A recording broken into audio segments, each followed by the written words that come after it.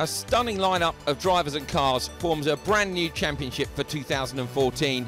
Born from FIA GT, the Blancpain Sprint Series runs alongside Blancpain Endurance to form Blancpain GT. Whilst the Blancpain Endurance Series runs races from 3 to 24 hours in duration, Blancpain Sprint Series sees an all-action format during the weekend, 2 one-hour sprint races, and we're guaranteed to see some fantastic racing in 2014. Reigning champion team WRT Audi return this season. Enzo Ede and René Rast in the Audi R8, with the sister car driven by reigning GT champion Laurens Vanthoor. Cesar Ramos replaces long-term partner Ortelli, but Vanthoor is still confident he can take the championship. Of course, the goal is to win again. We were champion last year, and the only goal can be to defend the title. But for me, there's only the 2 things which count, is to work hard and to make the less possible mistakes. And me and Stefan, we're not together anymore. I have a new teammate, Cesar Ramos, which is still quite new to the Audi and to the team, but I'm really sure he has a big potential. Lisowski and Abril join forces at Belgian Audi Club to take part in the Silver Cup for up-and-coming drivers, while Gregory Gilver partners the other half of last year's championship-winning pair, Stefan Ortelli, in the G-Drive racing machine. Yeah, we need to just focus on what we know with these cars. So it's not going to take long, you know. It's still, for me, WRT which are running the cars. I know them very well. We have new guys, obviously, in the team. Everybody has to work together better, but I don't think it will take long. We will be there very soon. Phoenix Racing return with former GT1 world champions Markus Winkelhock and Marc Basseng, but in separate cars. Basseng partners Brit Alessandro Latifi, while Nicky Meyer-Melnhof is with Winkelhock. I think it's a quite strong year this year. Many good driver lineups, many good teams, many good cars. I think I'm in a really strong car. I have a good teammate, good team. From that point of view, I think we have all chances to win the championship. BMW Team Brazil are back in force, with multiple stock car champion Caca Bueno sharing the first car with Sergio Jimenez, while Matthias Stump is with former Formula 1 driver Nelson Piquet Jr. I still don't know who are going to be the strong drivers or strong teams, you know. I'm sure the ones that won last year, the Audis, are going to be strong. Nogaro circuit, I've never raced here in my whole European career. It's the first time I'm racing over here, so it's a pretty tight track, pretty difficult, you know. A lot of corners. They are, you know, you have to use a lot of curb, but there's not a lot of runoff areas, so it's a pretty challenging track. Royal Motorsport runs a car in the Silver Cup for Fuminelli and Colombo, but the star of the show is racing hero and Paralympic gold medalist Alex Zanardi. Right now, I would love to finish my weekend as well as I did last time I was here to race, where I finished second, and I was very disappointed because that was the end of a long season where finishing second made me lose the championship to Christian Fittipaldi in Formula 3000. But I'm talking about 1991. There were still dinosaurs going around in the bushes of the circuit. But it's kind of encouraging that I know that I still hold the lap record of Nogaro, and yeah, that's good. And I'm sure it's going to be tough for anybody in the field to, you know, to readjust that lap time. German manufacturers Audi and BMW will be met by a strong challenge from Grasner Racing. The team has a pair of Lamborghini Gallardos, Dutch GT specialist Jeroen Blekemolen with Harry Prochik, and Sasha Halleck teams up with returning GT race winner Thomas Enger. We've made a few improvements for 2013, which is the same car as this year, 2014. And obviously, I believe this car should be even better, in better condition. It should suit this type of track with slow corners, with braking into those corners. This car with engine in the middle of the car should be the one to beat. The Blancpain Racing Lamborghini is shared by rapid pro driver Peter Cox and amateur driver Mark Hayek. Hayek is relishing the challenge of competing against all the pros on the grid. Really trying to compete in the overall class, so what is really hard against all the pro teams. hoping to get top 15 overall results, maybe better. McLaren are represented by the Biotech squad. The 12-seat GT3s are in the hands of Daniel Lloyd and Sten Pentus, while Onidi joins the hugely respected Giorgio Pantano, who recognises the challenge ahead. Well, for sure, Stefan Ortelli with his teammate will be the tough one to beat, because I know the Audi car are very strong, but also him is very good driver, very strong driver. I believe in this series they are most of the drivers are on the field, are there to win and be on the top. Mercedes are represented by HTP Motorsport. Dusseldorp and Afaseniev share one SLS, whilst Max Gutz and reigning Blancpain Endurance Series champion driver Maxi Buch attempt to do the double in the Sprint Series. I'm looking for a double win maybe this year. That's why we're here, to compete with the best and try to win also. And I think we have a good package to maybe realize that. Fortec runs two SLSs, one for Hetherington and Ibrahim, and one for Toril and Bastian. The car is very big and very huge, so we are not as good as the Audis and Lamborghini here on this track because of the very tight corners. This is not perfect for Mercedes, but we are working on that. Maybe we can improve the car a little bit, and then we can as good as the Lamborghini in the moment. Ferrari are also here. Philippe Salaquada is driving with yet another ex-F1 driver, Andrea Montemini, in the 458 Italia. The competition this year will be very tough because of the Audi, Mercedes and the McLaren, and the team are very, very strong, so we need to be perfect each session.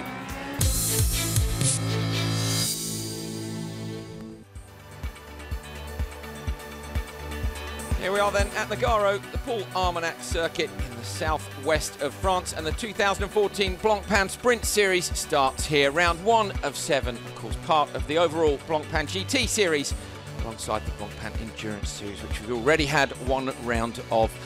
We have had, over the last few days, some lovely weather down here in the southwest of France. For free practice 1, free practice 2, qualifying, it was sunshine and temperatures, high 30s, track temperature.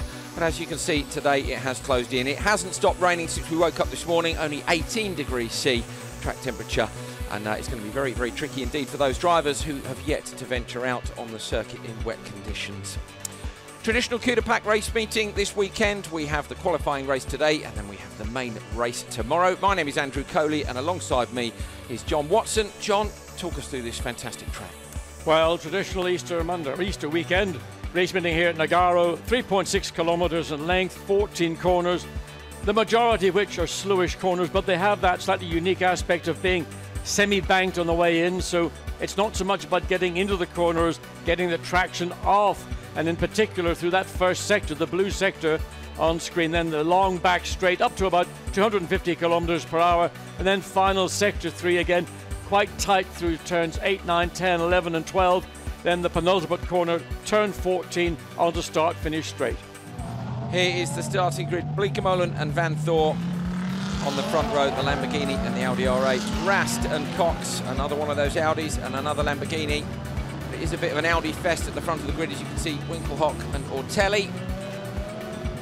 And then Basseng and Gotts, the first of Mercedes SLS AMGs on the grid. 2 BMW Z4s, Nelson Piquet Jr., Cacabueno, Dusseldorp and Montemini. Ferrari there lining up. Row 6, Abril and Zanardi.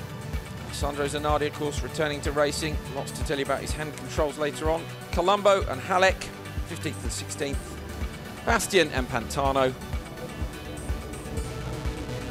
And just the one car at the back of the grid, that's Daniel Lloyd in the McLaren 12-seat GT3. Last couple of corners then before we get this race underway. We've already heard John talking about the grip online and offline. The car's going to be bunched up together. The left-hander is in favour of Bleekemolen on the inside, but it goes directly into a right, so will Van Thor be able to get the jump on him on the brakes? Away and on the gas, and immediately Bleekemolen, great start, moves across the block up the inside. That's Rene Rast having a look down the inside of Lawrence Van Thor. Oh, somebody running wide in one of the yellow BMWs. That's one of the Team Brazil's. PK running wide. No moments so far.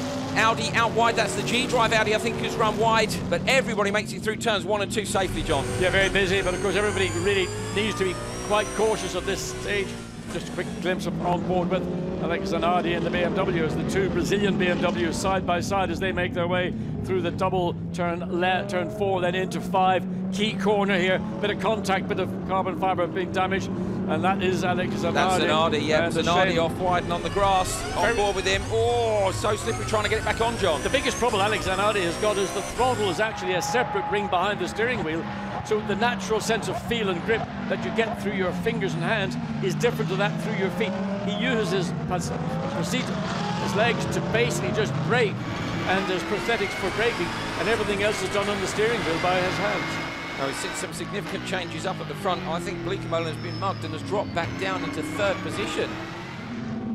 Must have happened in turn 2, I think, whilst we were having a little look towards the rear end of the field. Zanardi has dropped a long way off the back with that trip onto the grass. Sideways again out on the curbs, very, very slippery in the wet. Everybody's still getting a feel for it. A brave look up the inside there. Andrea Montimini in the Ferrari trying to squeeze his way down into turn 11. Very difficult to get a pass unless you're absolutely alongside. But just traditional opening lap of any event where everybody's using every bit of racetrack they can to position themselves and try and force their way through. But as they come across the Lawrence Van Floor, well, they're comfortable 1.5 second lead. Indeed, and Blancpain has dropped down. It's Rast who is in 2nd. So we see a pass there. Lamborghini up the inside of the SLS. I think that was Montimini, and the Ferrari just squeezes through. Yeah, Afasaniev dropping back. Getting past the Mercedes-Benz in, that was turn 12. And Andrea Montimini, very, very experienced driver. Another driver coming through from single-seaters into GT racing. Has a huge amount of experience at all sorts. Part of the McLaren, the tear off on the windscreen is already flapping. So it's distraction for a driver. Probably he won't be able to see that in reality. It's out of his eye line. Nevertheless, it may be flapping on the roof as we follow the tail of the field with Montimini in the Ferrari.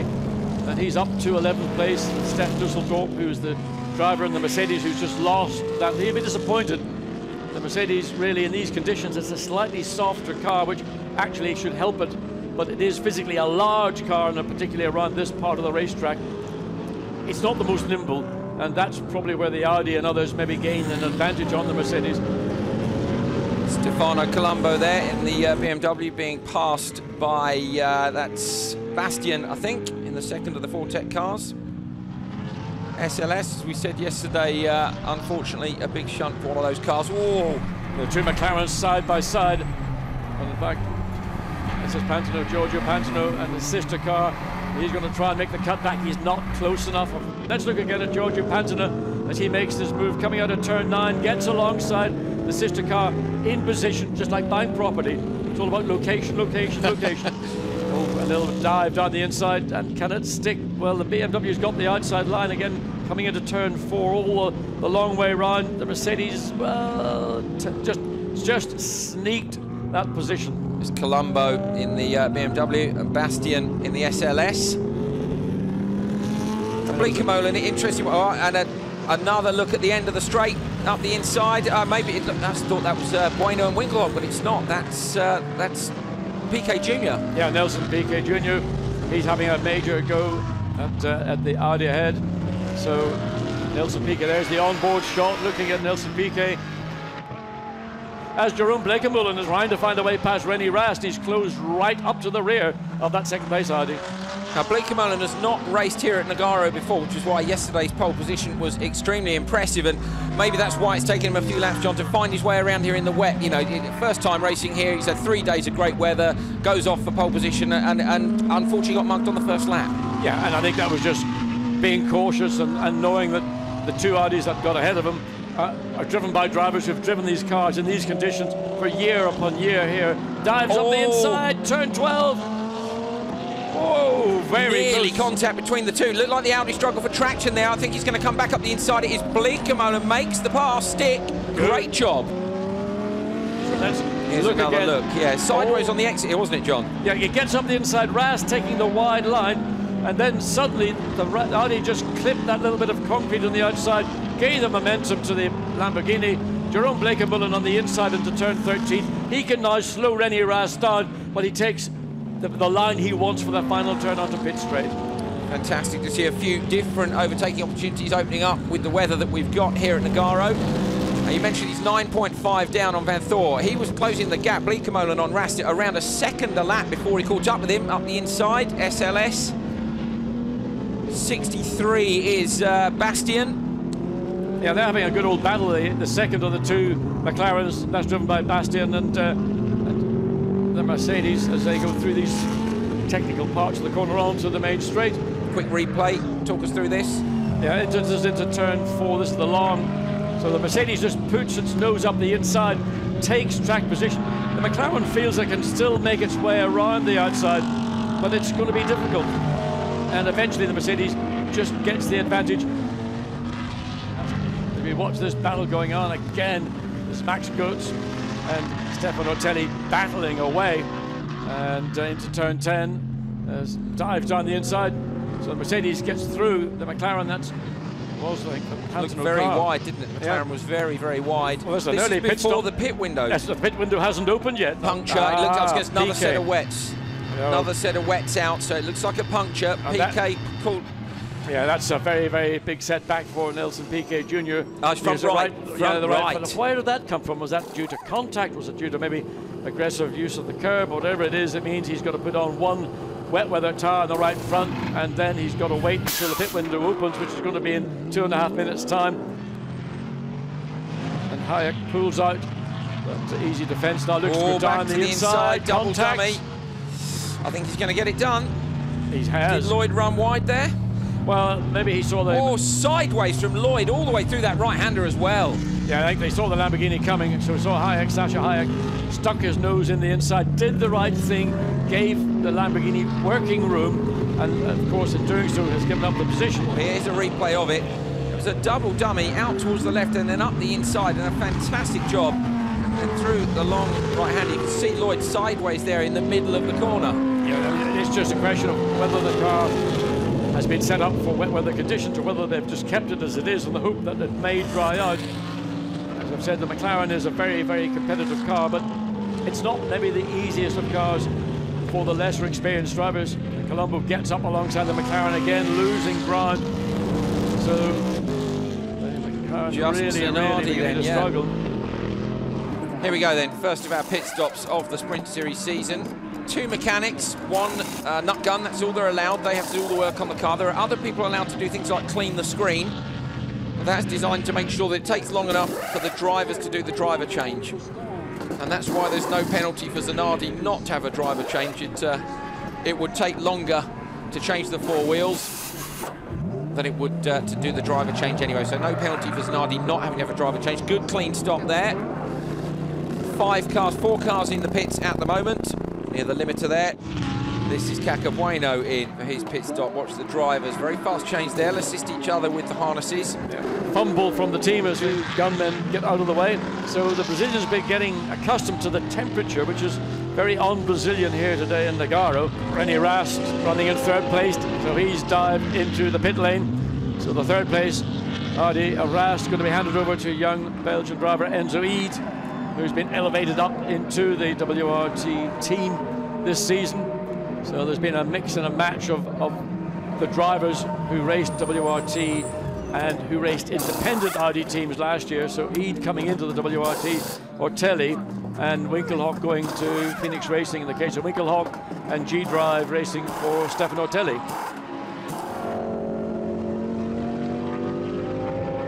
So Van Thor is in, and he had just under 2 minutes remaining before he decided to make the pit stop. So Laurens Van Thor will come in, hand the car over to Sergio Ramos, as this will be the first time the Lamborghini's actually led, but it's coming into the... Well, he may technically lead, depends just where he crosses the start-finish line and the traffic behind. So Bleekemolen comes in, and he's still credited with being in 2nd place. Van Thor's in as well, so just 2 cars left to pit now. Winkelhock in the number 6 and in the number 85, Saniev. No, we're not sure on that. Dusseldorf is listed as being the driver of the number 85 car, but he's driver number 1. In theory, he should be the 2nd driver to go in, so that's the only one we're querying, but as long as they get a driver change done, we'll be fine. You can see the mechanics chucking the wheels at their colleagues. It's only the 2 are allowed left into the contact with the car. They want a nice fast stop, John. Yeah, and watching Jerome Blake-Mullen sort of heaving. There's something in the... What are they doing? Come on, come on, come on, get it going. Oh, problem, it's a problem. Harry Project getting in, and suddenly the car's... Blake-Mullen still not moving. The 28 Lamborghini, a problem for Blake-Mullen. Sorry, Project in the car, Blake-Mullen outside, shouting at him. They've got it away finally. I wonder what happened there. Is that going to be enough to drop them further back and maybe into the clutches of third place?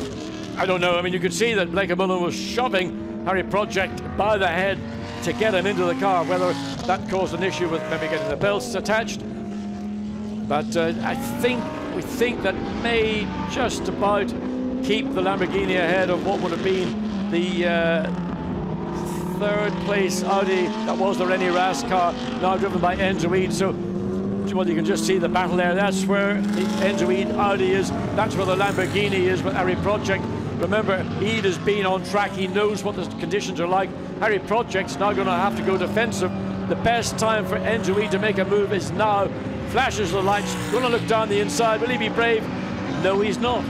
Eid very brave, in fact, isn't he? On his outlap to take the brakes that late. Hopefully he's got it stopped enough. Holds his line, good job. So all the stress that Harry Project had to deal with from the team, as if he didn't need to know that he wasn't getting the car rolling, but Enzo Eid again up into turn. He's just got an extra lap's experience in these conditions, hasn't he, John? So, you know, he's going to be all over him on this first lap. The BMW lets them go. And that sort of works to the favour of Harry Project. So, still on his outlap, having made that pit stop. Slow getaway, maybe a problem finding the right switch, the right button, whichever. Enzo Eid now using the opportunity to try and put pressure with that little bit of, with the back end of the Audi. Steps out in turn 13, and looks like there maybe is that little bit more rain beginning to fall on the camera lens as the lead car, Cesar Ramos, waiting to see the advantage he has over Harry Project, which was about 13 seconds at the point of the pit stops. This then the battle for the second two steps on the podium. The first step is very much out of reach now. After all the pit stops have settled, the gap has gone up to 23.9. Yeah, it's Enzo Eid on the flasher on the steering column to say, I'm behind you. Again, Project goes defensive, comes back slightly. And again, you can just see on the straight, there's the merest hint of the track beginning to show a drying line, but it's the level of grip. It's a scummy surface now. The wet weather tyre really has got no water to clear. Let's look again and see what Enzo Eid did. And there's Project slightly wrong. He went defensive, didn't he? He went defensive and took too much speed into the inside. There we see Eid again up the inside into turn 2. Over the contact, curb. and around him. Contact, I think he went over the curbs on the inside, John, and that's in the gravel. The 28 car from second place in the gravel. Project is surely not going to be able to recover the car from there. That is a disaster from where they were. And when we have a look and see, John. Well, after Enzo Eid, and it was inevitable, he wasn't up alongside the Lamborghini. He had his left front wheel probably just about alongside the right rear of the Lamborghini, and I would not be surprised if we see a penalty for Enzo Eid for an avoidable incident. He tried to force the issue, but he wasn't sufficiently far alongside the Lamborghini, and the contact that has resulted, there is the result, the Lamborghini getting towed out, and we wait to see whether that will be an incident between car 2 and 28 under investigation. Didn't take very long. No. So the car, I mean, just dragging gravel. Hate to see it, and what a sad way to see what was actually an interesting race. It was a good fight, wasn't it? A lot of pressure being asserted by Enzo Eid on the Lamborghini, on Harry Project, and sad it ends up in the gravel trap as it did.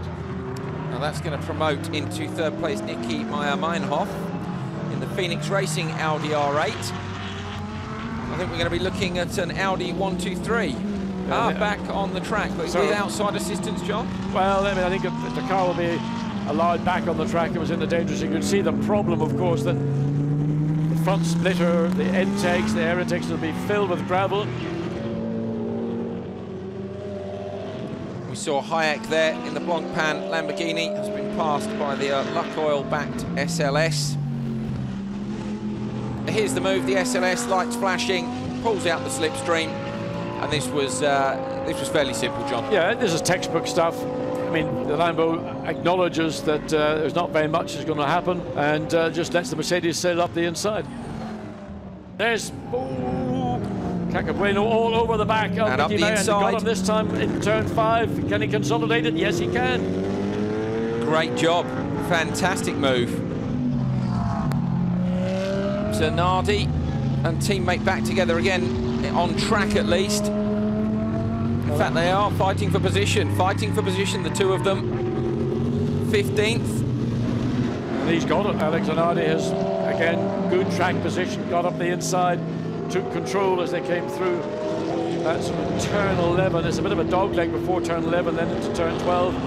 So Alex Zanardi, that'll see him up into 15th position. And you know, considering his first race in BMW in the Blancpain Sprint, and probably the trickiest of conditions, using a throttle located behind the steering wheel. Oh, 21 off. That is Matthias Stumpf, who we saw just a moment ago having that fight. Ramos in car number 1. Just a couple of turns to go. He's going to be crossing the finish line, taking the checkered flag. Great job by him and Van Thor. Through the right and the left-hander, onto the start-finish straight. There's the checkered flag. It's a win then for Cesar Ramos and Lawrence Van Thor in the first round of Blancpain Sprint Series. Great job by them. Basically unchallenged from the second turn onwards. Eid crosses the line in second place, and in third, Nicky Meyer-Melnhoff. Right behind him, Jimenez in the BMW, so couldn't get the job done. Finished just a couple of seconds back, 17.6 second gap for the winner. Cesar Ramos really backed it off, wound it in on that last lap. Fantastic job by them. We never really quite saw what happened to Bleekemolen in the first turn. Seemed to go well. He got into turn 1 in the lead, but by the time he came out of turn 3 and 4 onto the back straight. So let's have a chat with Lawrence Van Thor. Congratulations, Laurent. You and Cesar, you made it look really very easy. Yeah, we're starting to be a great romantic couple, I think. The car was very good. The end, the pressures were a bit too high and to back off a bit, but yeah, the pace was just great. And I owe it to my engineer and the team, and then Cesar just finished the job in a perfect way. And yeah, hope tomorrow can be a bit like that. It doesn't have to be fully, so already a bit, and will be a good job. You took your chances into turn 1 on the opening lap alongside Jeroen Bleekemolen. Do you think his lack of knowledge and experience in the Lamborghini really played to your strengths? Well, if I remember right, he never drove here in the rain before, and to be very honest, yesterday evening when I was in my bed, I was thinking how corner 2 has to be the place, and yeah, I kind of tried it and it worked out, so that was very good, and it helped us because we got immediately free and we could make a gap, and it made the race a bit easier. Well, a bit of insight there into the mind of a racing driver. Lawrence Van Thor last night lying in bed thinking about where he might be able to make the pass today. Let's have a chat with Cesar Ramos. Well done, Cesar. Nice to see the victory. Yeah. Number 1. Yeah, it's my first race in this championship, and in the winning car with the winning teammate. So I think it's the right recipe, and we did a good job together. The team did a wonderful job, WRT. The car was amazing, thanks to Audi to give a car like this for us. And yeah, it's amazing to begin the championship with a win, the year with a win. Let's keep it up and try to do it again tomorrow. So there is the result then. It's a 1-2-3 for Audi with Team WRT in the first 2 places and Phoenix Racing. Ramos and Van Thor a faultless drive. Eid and Rast, that one mistake from Eid, and we'll see what happens with that. Meyer-Melnhoff and Winkelhock, and then Jimenez and Bueno. Great drive from them from 9th on the grid. Gregory Gilbert and Stefan Ortelli, last year's one half of last year's championship partnership, is in 5th. Book and Gotts in 6th. And then as we get further down the order, Eng and Halleck, Latifa Basseng, Onidi and Pantano round out the top 12. Great first win of the season for Lawrence Van Thor and Cesar Ramos.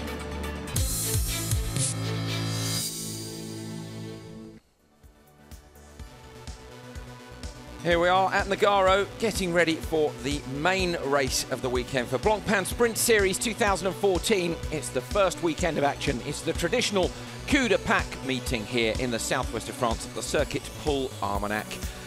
All the way through the weekend, or certainly in the run-up to the weekend, we had this kind of weather, blue skies and sunshine. We were then treated to a very wet race yesterday. But today, the sunshine has come back literally just in time for this race. You see track temperatures are now up to the low 20s, so much better than this morning's warm-up when it was very, very cold indeed. Looking forward to the race action. We've got a bit of a mixed-up field. We had some of the top runners had problems yesterday towards the back of the grid. John Watson is down on the grid and we'll be having a chat with him at some point. My name is Andrew Coley. John is down with Kaka Bueno, who yesterday was third. Kaka, you got one fast BMW here this afternoon, but is it fast enough to challenge the two Audis at the front? It's difficult. It's a difficult circuit for us. Better than wet than dry. We try to keep this position today. It's so difficult to fight with the Audis. Behind you got two Mercedes. It's a real German sandwich, the front three rows of the grid.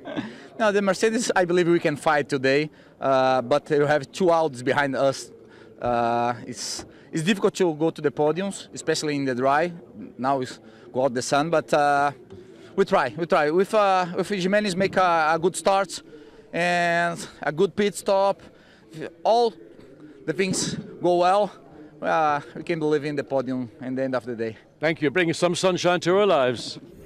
So Sergio Jimenez then, he will be taking away the car from the grid, and Kaka Bueno they'll be taking over at the halfway point. This is Gregory Gilbert, Stefan Ortelli. They stayed out of trouble yesterday and ended up fourth in the G-Drive Racing Audi R8. No problems for them. The people who had the biggest problem would have been sat at the front of the grid. In fact, that's the reason that Sergio Jimenez and Kaka Bueno made the podium yesterday, is that Enzo Ede and Rene Rast, who were in second place, were disqualified after the race. If you saw yesterday's race, there was contact between Enzo Ede and the Lamborghini of Harry Procik. Procik ending up in the gravel, and we did think that the stewards might take action for that move. This morning came in to see they hadn't taken action for that, but they'd found an irregularity with the rear wing. So the rear wing was outside the allowed tolerances for the championship.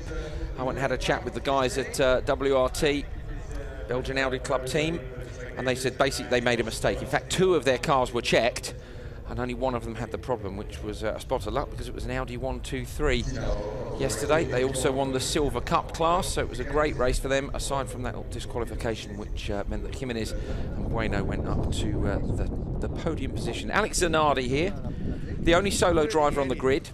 Of course, we have a driver change at between 25 and 35 minutes, but Zanardi, of course, is a Paralympic gold medalist, doesn't change drivers. He will be doing the whole race himself. John Watson is down on the grid. He's going to have a chat with Jeroen Bleekemolen, who was the partner to Harry Procek, who was punted off yesterday. Pole position for the qualifying race, the collision, now you're at the back of the grid. What can you do? It's going to be tough. I mean, it's a very hard track to overtake, especially in the dry. I think in the wet the differences are bigger, but in the dry it's very close, the whole field. There's no real slow cars out there, so we'll see, but it's going to be a hard day for us. So in reality, early laps you've got to just try and, or not you, but in fact you're going to have to make as much progress as possible. Yeah, the first lap obviously is the easiest to move up, but I think that's in most of the drivers their mind. So again, that's also not going to be easy, but hopefully we can move up a bit in the beginning and then at the pit stops with strategy. Enzo Ede's behind you on the grid. Do you know what happened one day ago? Yeah, well, we saw it on TV. They spoke together, so hopefully it won't happen again today. Was a bit unfortunate. It's racing. You know, we all wanted to be second at that point, but it didn't happen for us. So we'll see what we can do. Excellent. Have a good one. Thank you. Bleekemolen standing fairly relaxed about it. Sounds like Procek and Ede have had words about the moment yesterday and made up their differences, and certainly they'll want to work together and not hold each other up too much. Ede and Rast starting right at the back of the grid, 19th spot. There is the 28 car, which Procek will take off the line. Aiming also to fight his way through the grid. Zanardi, who we saw a few moments ago, is a fair way down the grid as well. He's only 3 rows from the back. And it seems that the BMW was working well yesterday in the wet, according to what Bueno was saying earlier on. This is Stumpf, who is partner, of course, PK Jr. Now, these guys are at the back of the grid as well, because yesterday they were very unlucky to suffer a puncture, and just before the pit stop window as well. So if they'd managed to be lucky and have it on the lap which they were coming in, or even within the 10 minutes the window was open, they wouldn't have lost so much time. But sadly, it was 3 minutes before as they came in for an unscheduled stop. changed. The front right was absolutely destroyed. It was early in the lap as well. Piquet lost a lot of time in all three sectors trying to bring that car back to get the wheel changed, and that's demoted them towards the back of the grid. So we're going to have a chat with Alex Zanardi in the 33 BMW. Alex, it looked a bit of a struggle in the rain for you yesterday, but at the end of the race, you had good lap times.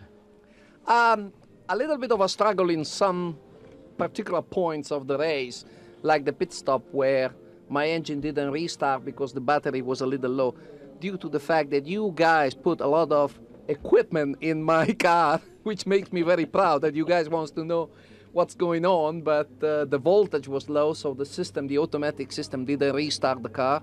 That's where I lost a lot of time. Otherwise, I think I could have grabbed a better position, probably in the top 10, and it would have been better, but that's what we got, that's what we're going to live and try to have a good race. Well, talking about a top 10, do you think that's possible? I wouldn't be here if I think different. Still a racing driver, aren't you? Absolutely, absolutely. Even have a good one. An old man, thank you. Okay, thanks, Alex. Zanardi all smiles. That's a new one for the racing drivers' book of excuses, certainly. It was our fault, apparently. But it'd be good to see him fighting his way up from the back of the grid as well. Paralympic gold medalist. He's actually got his hand bike with him in the truck this weekend, so he's still in training. He was talking the other day about whether or not he might head to Brazil in a couple of years' time, so it's impossible to keep the guy down. Keeps referring to how old he is, but keeps winning at everything he does. This is the SLS of Toril and Bastian. Wonderful sounding machine from Mercedes-Benz. One of these unfortunately missing from the grid on the first day. Well, not, in fact, it was during qualifying. We lost the Mercedes-Benz partnership of Ben Hetherington and Armin Ibrahim. Ibrahim dropped it in practice and during qualifying and put it into the wall. We're seeing shots here of the Flying Club, which is right next to the circuit here. It's absolutely in the middle of nowhere, but it is stunning, the area around here. Onidi and Pantano in the 12C GT3. The McLaren's interesting this morning in morning warm-up. Both the McLarens were in the top 4, and it's the first time all weekend that we've seen them on the pace, but it's also the first time that we've seen the conditions we had this morning. It was cold and dry. We've had warm and dry, we've had cold and wet.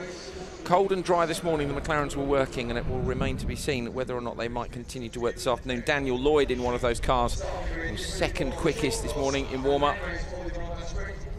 If he can continue that form, then we might see them flying up through the grid as well. So keep your eyes on both ends of the grid. Engen Halleck in the sister car to the one that was punted off yesterday, Bleekemolen and Pro Chick. Of course, Bleekemolen was on pole for yesterday's qualifying race after putting in a brilliant lap. Lost the lead in turn 1. Around the outside, Lawrence Van Thor came in the Audi, outbraked him into turn 2, and that was job done. Van Thor disappeared off into the distance, had a commanding lead, something like 25 seconds when he handed over to Ramos. And really, those guys were unchallenged for the rest of the race. Gilvero and Ortelli. Quick lap around the stunning looking Audi. Audi's at the front of the grid. Jimenez and Bueno sounded a bit unsure as to how the car was going to work in dry conditions. Meyer Melnhoff and Winkelhock on the outside of the front row. They'll be able to put in a similar move on the way into turn 2, and Ramos and Van Thor will want to defend that position straight off the start and hope that they can run away into the distance as they did yesterday. So a great race in prospect. This is, of course, the main race for the first round of Blancpain Sprint Series 2014. Last of the boards being held up to clear all of the crew from the grid. And the cars will be heading around for a formation lap before a rolling start, and then an hour's race with one pit stop for a driver change between 25 and 35 minutes. My name is Andrew Coley, and I'm glad to say that John Watson has made it up from the grid. You must have sprinted up, John. It's a very quick return, and he's here to help see us through this race. Yeah, I mean, on the grid, I was down there for 20 minutes, and in that 20-minute period, what had been a bitingly cool wind, suddenly the sun's come out, the air temperature is rising, track temperature correspondingly is going to rise. So we're going to see a race, hopefully, that we didn't have on Sunday, In other words, a dry race for its entirety on a track that will offer up more grip than we certainly would have seen in Sunday's race when it was wet all the way through, or even in this morning's warm-up where the track was patchy and everybody was being that little bit cautious not to get caught out on a patch in a difficult part of the racetrack. Out on the formation lap, just one run around the 3.63 kilometre Nogaro circuit before they'll blast over the start-finish line down into the left-handed turn 1 and a tighter right-handed turn 2 to kick off this hour-long race.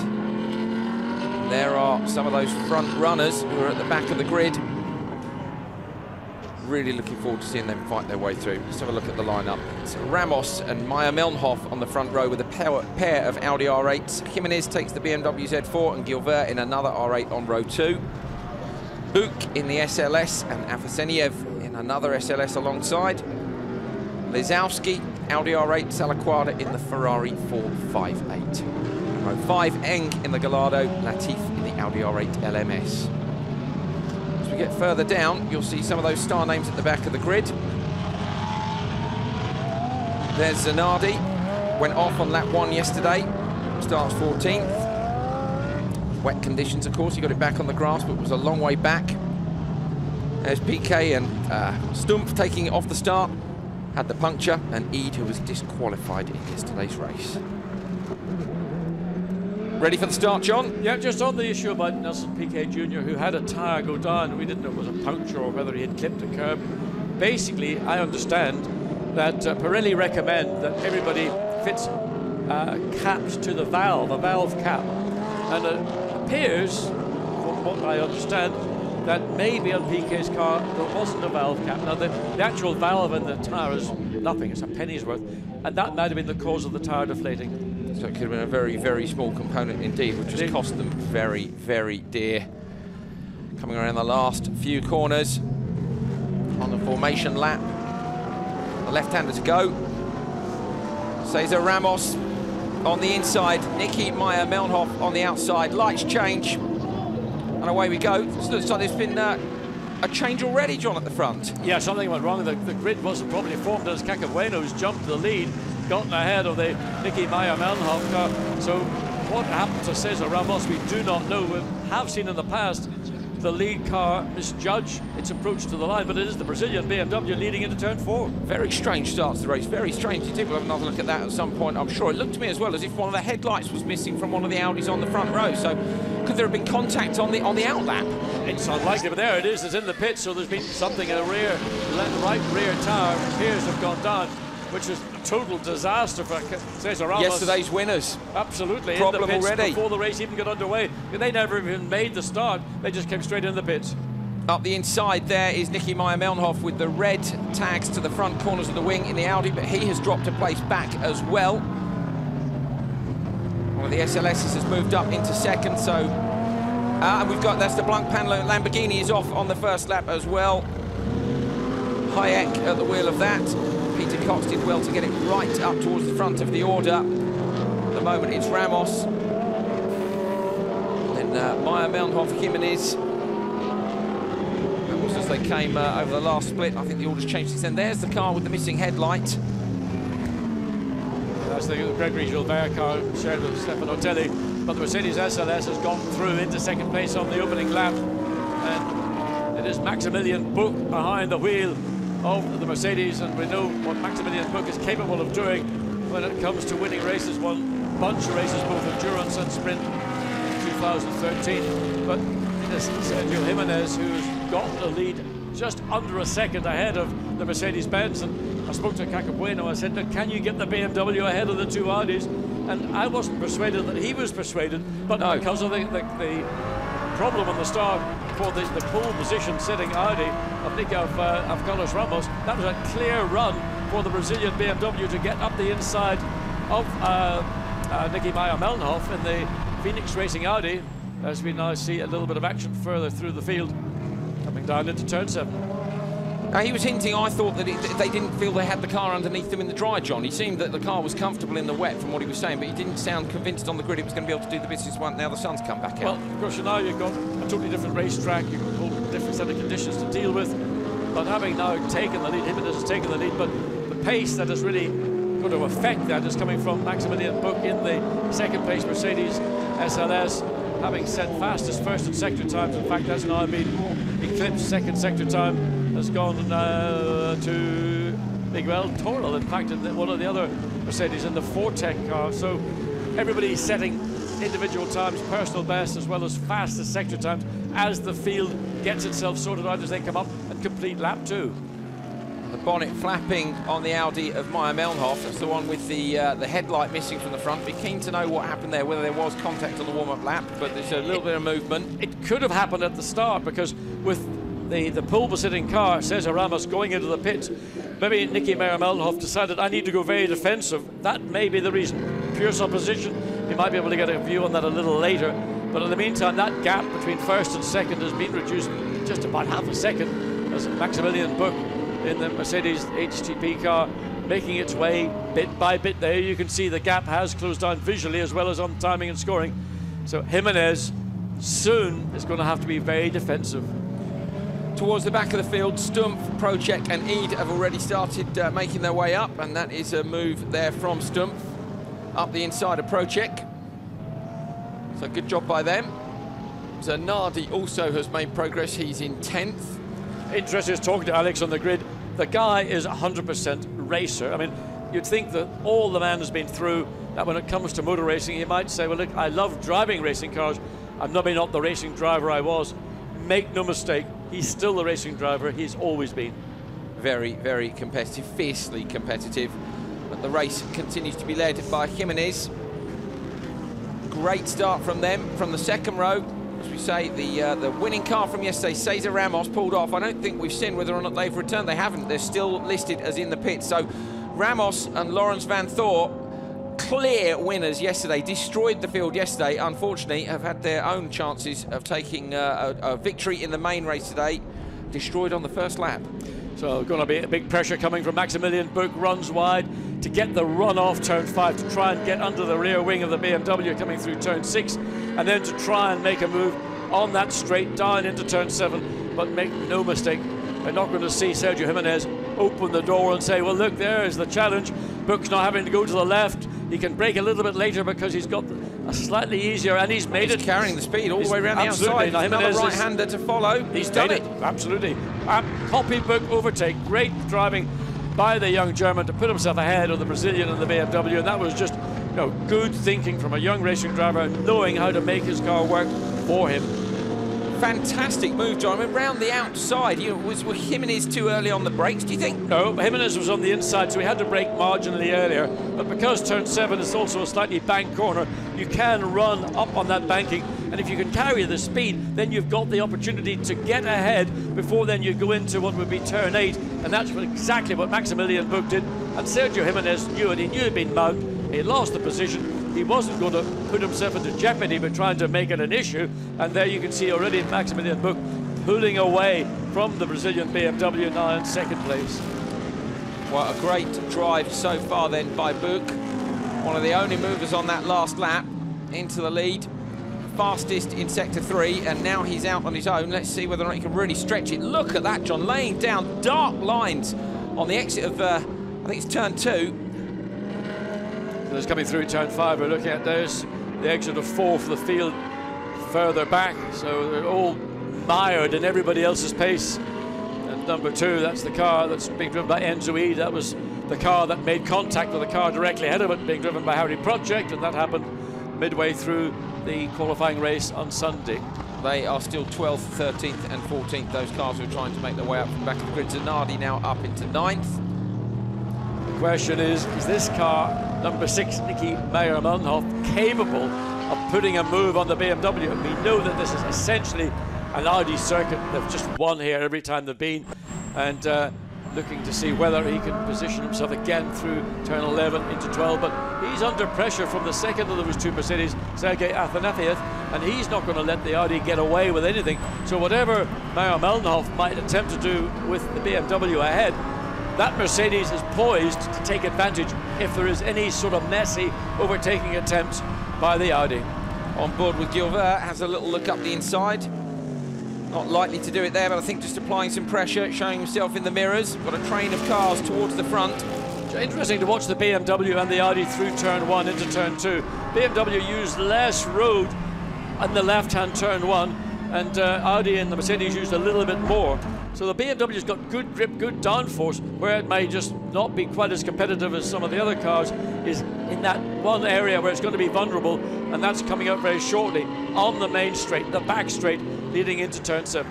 In the background, keep your eyes out for the battle between Gilver and Meyer Melnhof. Gilver looks to have the better speed to me. Meyer Melnhof, that bonnet looks loose, John. It's getting looser and looser. Gilver having a look up the inside. Is he going to make the pass? He's on the inside, but no, he has the door shut. And Meyer Melnhof had to brake late, not ideally on the racing line, but up the inside. So great move indeed. What a superb move by Gregory Gilbert. And Nicky Meyer Melnhof caught either completely unawares or he has got a problem. Again, runs the car really wide in the exit of turn 10, kicks up gravel. Now it's the second of the SLS Mercedes from HTP. Yeah. So the young Russian driver, hate to say this, Russian to make up another position.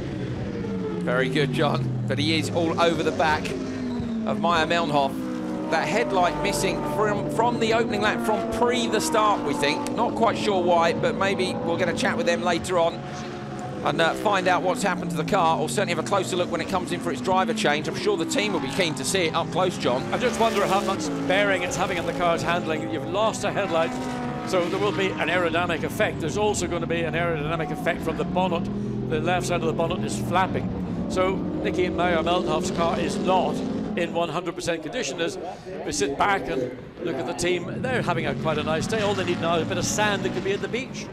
Enjoying themselves at the moment, relaxing and waiting for those pit stops to come up when the action will really be intense in the pits. At the moment in the Silver Cup, Lisowski is continuing to lead the standings. I think they're doing a very, very good job. Two young guys in GT racing for the first time, Mateusz Nasinski and Vincent April, and this is in the Silver Cup for under 25-year-olds.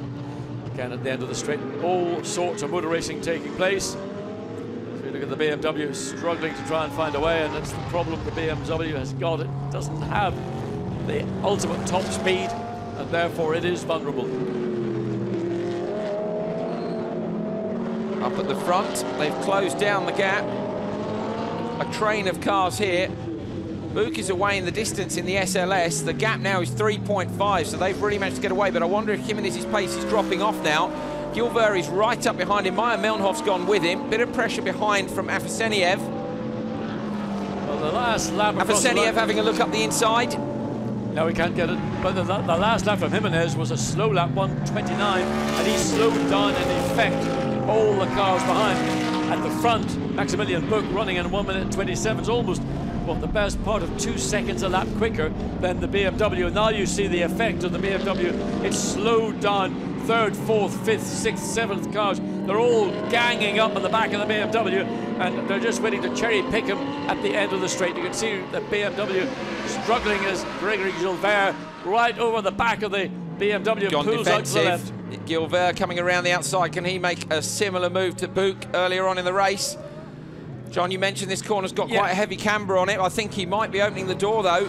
He's been run right out over the curbs. And again makes Gilbert vulnerable to the second of the Audi's Meyer Melnhof. Now you can see the Mercedes getting challenged from behind by the young Lisowski in the Silver Cup car. So the pace of Jimenez dropped right away. The potential of the cars behind are probably at least a second a lap quicker, but they've got to find the way past. Nicky Meyer Melnhof is trying to do the best. Buch has gone 2 seconds faster on the last lap than this train of cars, so a 1:27.7 from the race leader and a 1:29.8 from Jimenez in second. The gap's gone up by 2 seconds in 1 lap, John, so Jimenez is really struggling, but so far he's managed to hold them off.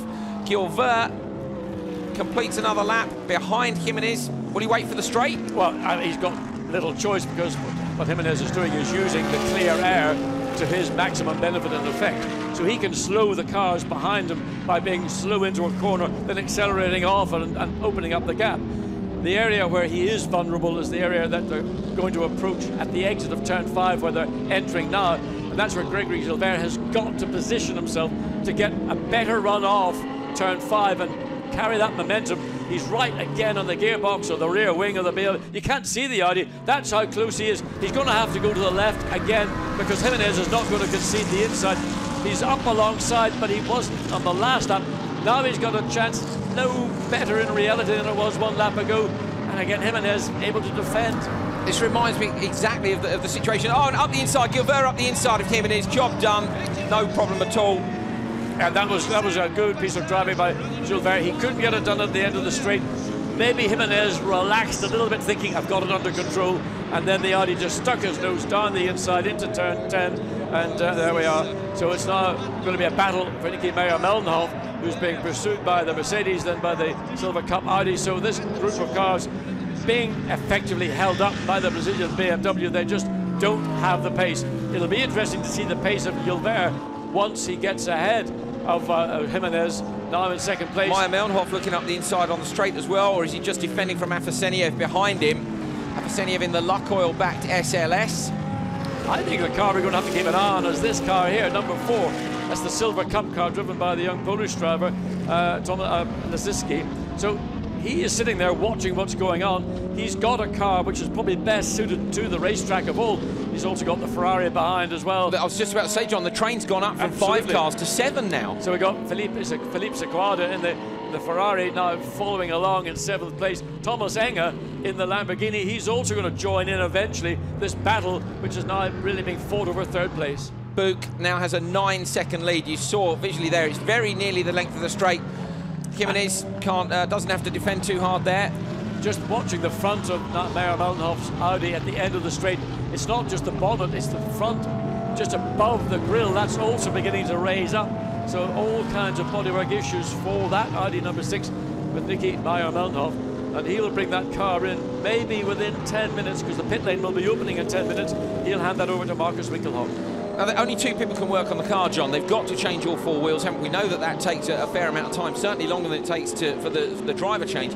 Any extra work to done on that car? I mean, I can't see what they can do other than add tape. Well, really, got a bit of gaffer tape, so the standby for all issues of bodywork. So once the 4 wheels and tires have been changed, the driver change will be done within a minute. Then they may just have to run a quick strip to prevent that bonnet. It's the bonnet itself that's flapping, aside from the actual access to the front of the car, which is a separate compartment. So a lot of problems, and it's getting worse as the cars make their way down this 600, 700 meter rear straight.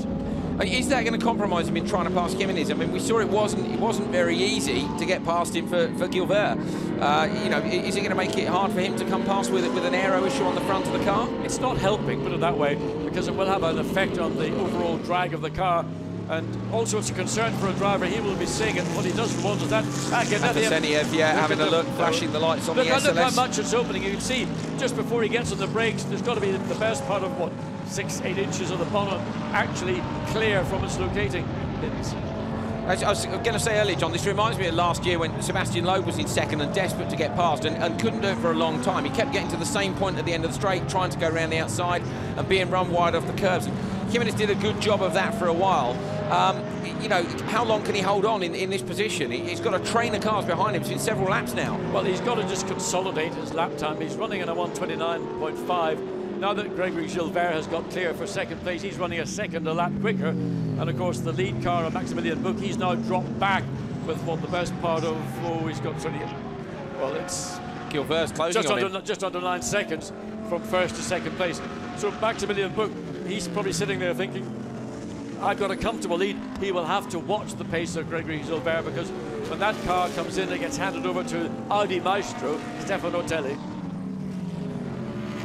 Could be a fantastic race up at the front. At the moment, Jimenez is holding up a train of cars on board with Alex Zanardi. Yeah, again, the unique steering and throttle mechanism, all designed and manufactured to enable Alex Zanardi to go racing. He still brakes with one of his prosthetics legs, but he doesn't have the articulation to have a throttle foot, the right foot, so it's all now attached to the rear of the steering wheel. In the dry, much easier. In the wet was quite a handful, I could see. And the bonnet is up. The bonnet is up on Meyer-Mellenhoff. The front, it's gone, completely gone. So the bonnet is gone from Meyer-Mellenhoff's car. Where did that happen? Sideways on the exit there of the right-hander.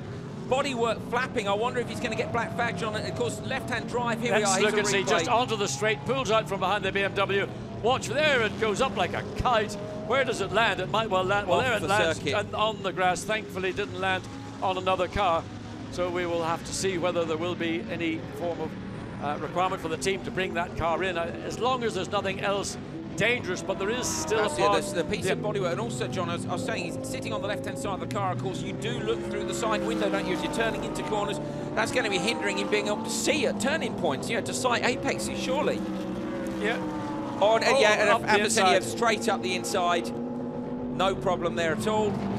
And in fact, he's getting challenged by Ziski in the Silver Cup Audi, so Nicky Meyer-Melnhof looks like he's got major problems. And just watching him through the right-hand corners, no problem, as you pointed out. Through the left-hand corner, he won't have the accuracy or the precision to place his car, and that will hinder him here. This is a critical corner, probably the key corner on the circuit. The turn 5, the exit of that to get onto this back straight. And there we see the fans that have come here to the traditional Easter weekend event at Nogaro, and they're seeing an exciting battle going on here right now for third place. Wysowski is flashing his headlights, wants to come past Meyer-Melnhof as well. Meyer-Melnhof with a moment on the brakes, just squirreling around a little bit. Of course, there will be an aerodynamic effect and a cooling effect missing from the front of that car now the bonnet's gone. No indication so far from race director that that car is considered a danger to the other competitors. It's out on track. There's still a part of the bodywork, a bit of the carbon fiber honeycomb that comprises the bonnet of Meyer-Melnhof's Audi. It's still attached. It may eventually detach itself, but not considered an issue. There you can see it, third car in line on the right-hand side of your screen. Sergio Jimenez, he's lost the lead to 2 cars down to third place, still struggling now. Different challenge coming from the second of the 2 Mercedes. How is he going to deal with that one? Great crowd here, as you can see, enjoying the traditional coup de pack Easter weekend meeting. The main race today is certainly providing some very exciting action. Meyer-Melnhof is coming under increasing pressure from Wysowski. Well, he's dropped time. His lap time's now 2 seconds a lap down, and the car's just ahead of him. So he has got a car problem and is struggling. But it's maybe a little bit soon to see Mateusz Wysowski maybe make a big move. He's first time in a GT car. He's part of the WRT Audi team. He doesn't want to blot his copybook by being maybe just too ambitious on his first weekend in GT racing. I would say the straight would be a nice tidy place to have a little look. We can now see Jimenez is coming under pressure from Aposeniev. But Meyer-Melnhof is continuing to hold everybody up. And there's battle going on with Alex and Audi just ahead of the sister car. These 2 rival BMW team cars.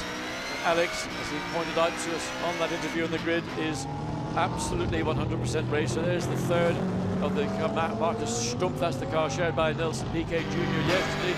On board with them now. Yep, had a deflating tyre, we think was because it didn't fit the valve caps, and consequently there can be leakage, and the valve cap does prevent that.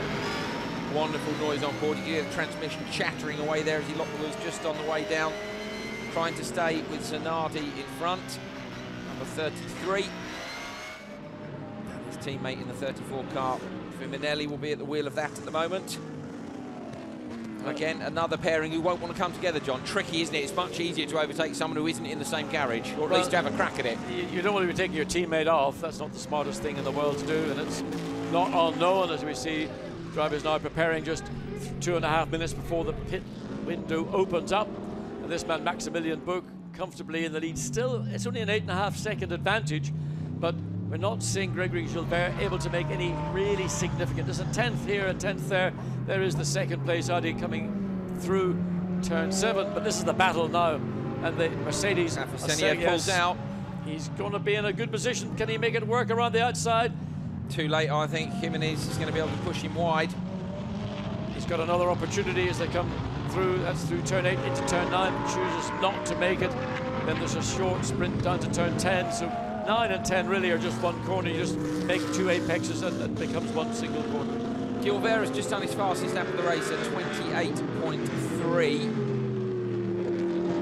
And And the gap, as you say, is 8.7 between him and Bouk. If he can pile the pressure on, John, you know, the pressure at this point as well does transfer a little bit to those guys with the nut guns and the Challenger changing the four wheels, doesn't it? Well, also the pressure's going to come because when Gregory Gilbert hands over to Stefan Ortelli, we know what Ortelli can do in an Audi, but what we have to question is Maximilian Goetz capable of matching the pace of his teammate Maximilian Bouk, who we know is an outstanding Mercedes driver and has got pace everywhere. Corner of the bonnet still flapped up on Meyer Melnhoff's car, and yet he still manages to hold Lisowski behind him. It's quite an impressive drive, really, when you consider the amount of bodywork that's missing. We saw a headlight go missing before the start, and then the bonnet was flapping around for the first 20 minutes, 15, 20 minutes of the race. Is gone now. Afaseniev up behind Jimenez still. Great fight, but I'm quite impressed with Meyer Melnhoff's ability just to hold on to the position he's in. Afaseniev flashes the lights again,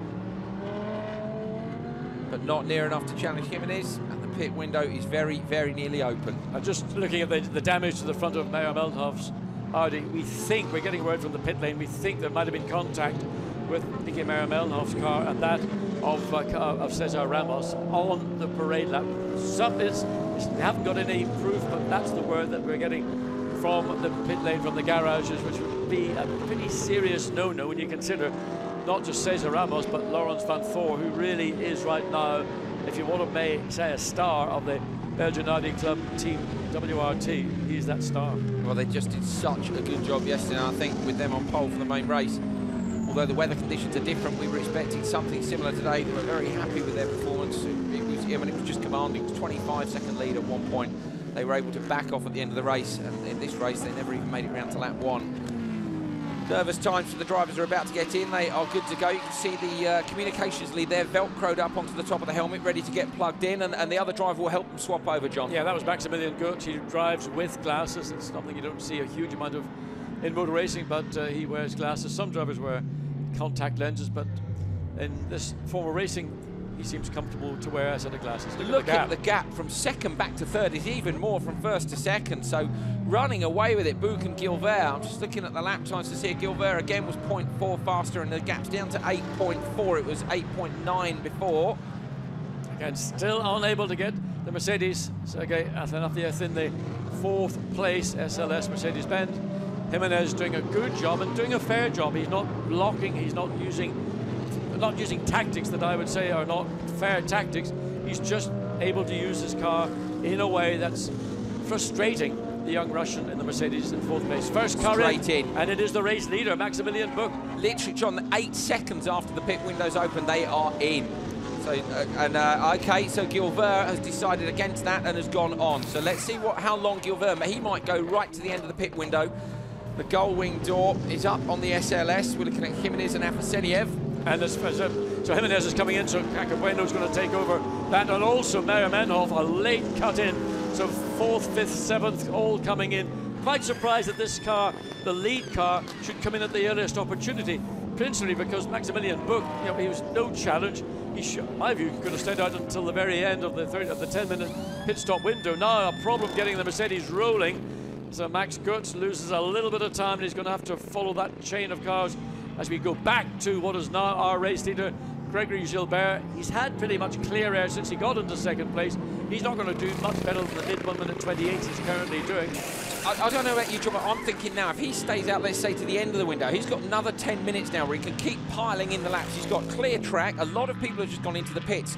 You know, you've got a new driver jumping into the Audi now and heading out. What do you do? What's the tactic? I'm not quite sure what that tactic would have been. Certainly, I did not anticipate Bouk coming in at the earliest opportunity, because to me, he's the quicker of the two drivers, and they weren't getting close to, from what I could see again, to lap traffic that would have caused him to lose his momentum. So I would have kept Bouk in the car until the last minute, and then let Maximilian Goetz take over. But of course, it's not just about where you are leading, it's about where you will filter back in after your pit stop, and that's the calculation teams have got to make to ensure that they don't put the driver who's just stepped into the car into a group of cars where he might get bogged down. That's all I can think. Car 0 is Sergio Jimenez and Cacabueno.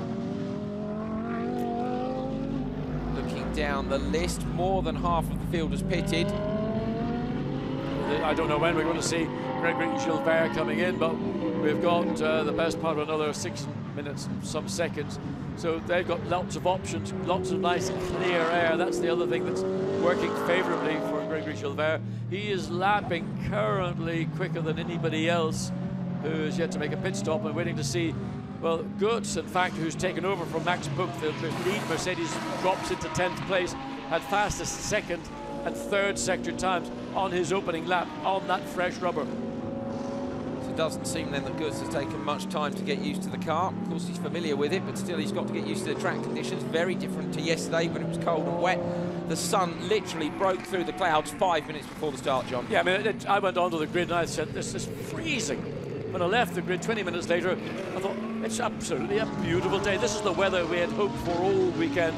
And of course, as did all the teams, the race on Sunday was maybe somewhat traditional. There's always been rain on an Easter weekend here in Nogaro every year I've been, but today is a beautiful day, and let's look and see as the McLaren makes its way out of the pits. There is the current leader, and again it's good to, so he had set fastest first sector. That's now been set by René Rast.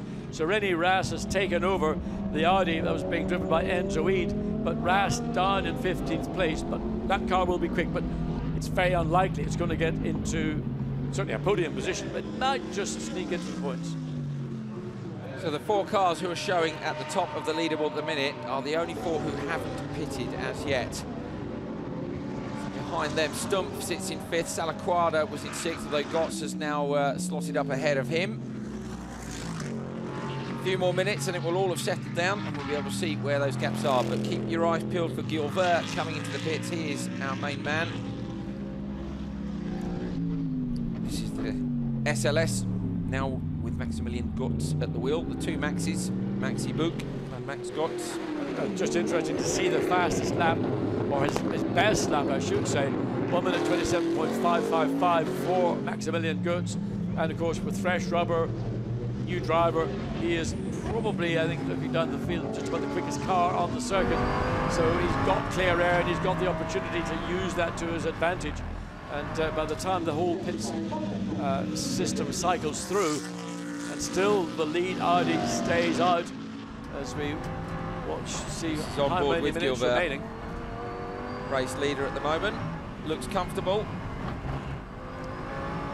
Exactly half distance of the race right now, 5 minutes to go on the pit window. He will have to come in before then. And very different tactics as we kind of suspected, John. Interesting, they're just looking down through the drivers who've made their pit stops and fresh tires. Alex Zanardi, currently in 13th place, fastest first sector. That is absolutely amazing. René Rast had that fastest first sector. Zanardi has blitzed it. Dusseldorf and Fuminelli taking over the cars in 2nd and 4th, so we now only have 2 cars left to pit. Enger and our race leader, Gregory Gilbert. Well, I think Thomas Enger, because of the driver pairing, and in fact Thomas Enger was not due to be in that car, but he was brought in at the last moment, so he's driving with a less experienced co-driver, and so keep Thomas Enger in the car for as long as you can, and hopefully when Sasha Halleck takes over, the car will have a position that he's just going to bring it home. So the race leader again comes through turn 13. Everything looks very smooth, in control. Last lap of 128.5, and he stays out again. He does. So this most likely is going to be his last, or certainly the penultimate lap, but most likely his last lap. And that was a 128.7, so it's pretty consistent in that middle sort of to high 1 minute 28s, where those around him, really, Thomas Enger is the biggest challenge, and Thomas Enger is the other car that is yet to make a pit stop. He's doing a 128.8, so Enger's pretty much lapping at the speed that Gregory Gilbert is doing. But of course, in the case of Thomas Enger, Sasha Halleck, his co-driver, is not going to be as quick as the Czech driver. There is our car with all the damage. Well, Melnhoff was at the wheel of that before. Yeah, it was Marcus Winkelhoff behind it now, and he's chasing the Silver Cup car. And that Luzowski. I'm surprised he didn't pull the broken bodywork off, John. Here's a look at that. So Luzowski on the right-hand side. And I'd say that was a let me through job, wasn't it? No problem. Certainly the Silver Cup Audi has got the pace. They've got a car also in a much better overall condition. So, you know, at some point you have to think, what's the smart thing to do? Let them go. 2 minutes 40 left. Gilbert is either going to have to come in on this lap or the next. Looking down into the distance at the pit entry. Going to see Gilbert in or not. Around the right and then the left. He'll either peel off tight to the left and get into the pits, or he'll go for, and he does. Not going to take the extra lap. No, so play it safe. You never know what's going to happen. It could be a safety car deployment. So rather than risking it, just interestingly, in 8th place now, we saw the BMW, the second of the Team Brazil cars, driven by Matthias Stumpf, now handled by Nelson Piquet Jr., getting a fastest sector time in his first flying lap after a pit stop. Now, watching the onboard there, Gilbert was loosening the belts off. Loosening's fine. Yeah, can't remove the buckle. Ortelli jumps in. Yep. Gilbert helping him to put those back on, plugging in the communication cables. 2 mechanics working as fast as they can. A lot of pressure on these guys. We know that Gilbert has worked as hard as he can to try and get Ortelli out. There goes Gotts down the straight. Oh, he's coming. He's done it, I think. He's in the lead. He's through. Into the lead. So we now see the car being taken over.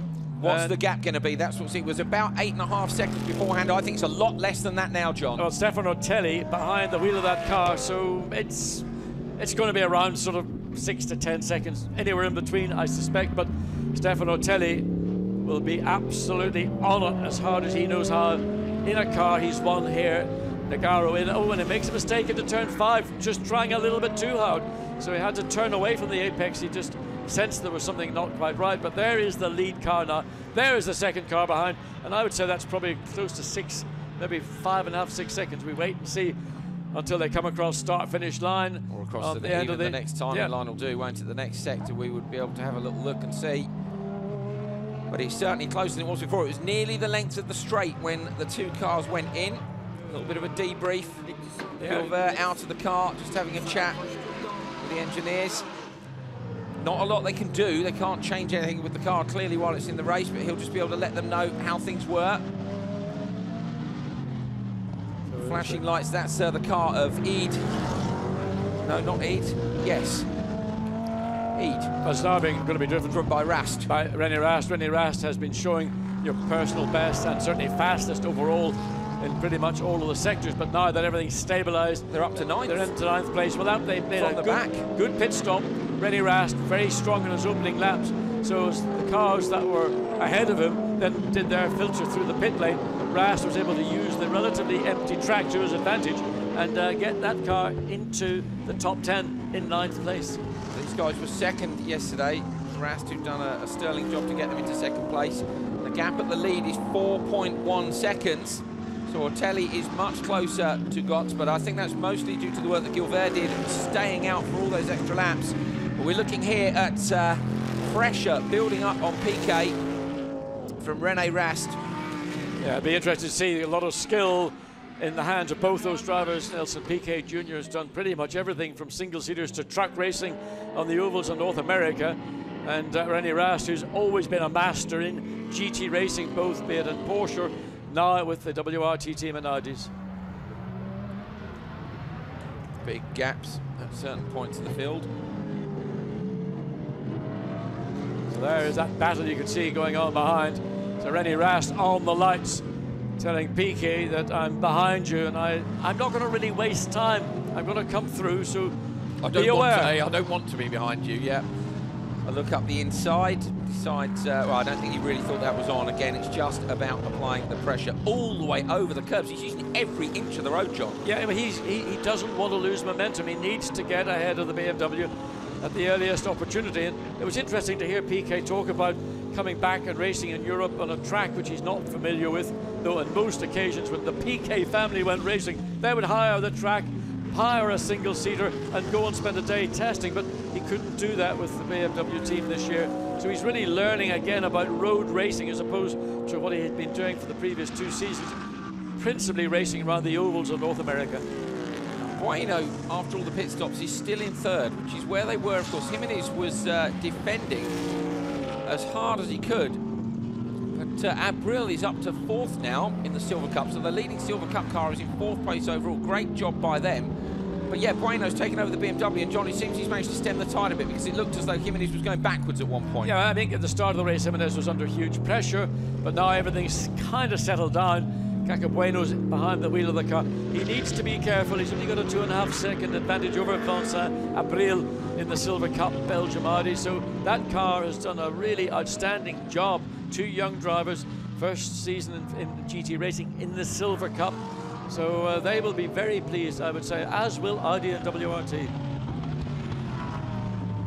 A Lukoil Mercedes now in the hands of Düsseldorf. They're in 5th. Behind, as we say, the Silver Cup leading car. Behind them is Blancpain. So that's a good drive as well, because Blancpain approaching started on the 2nd last row of the grid, and they're up into 6th place, ahead of PK. Great job. It is a good job. I mean, again, a good pit stop, a good drive by Harry Project. We didn't get to see a lot of the action at the back of the field because it was so thick and hard at the front. And now with Jerome Blancpain back into the Lamborghini, and just looking at his lap times, his best is 27, his parent last lap 28, low 28. So Blancpain running pretty much at the pace, but it's Stef Düsseldorf in 5th place. That and the 2 men from the Netherlands, they're battling away. There is that Lamborghini, there's the Mercedes directly ahead. So it's sort of nip and tuck between the 2 Dutchmen as to who's going to gain the advantage, with the BMW behind, and that is PK Jr.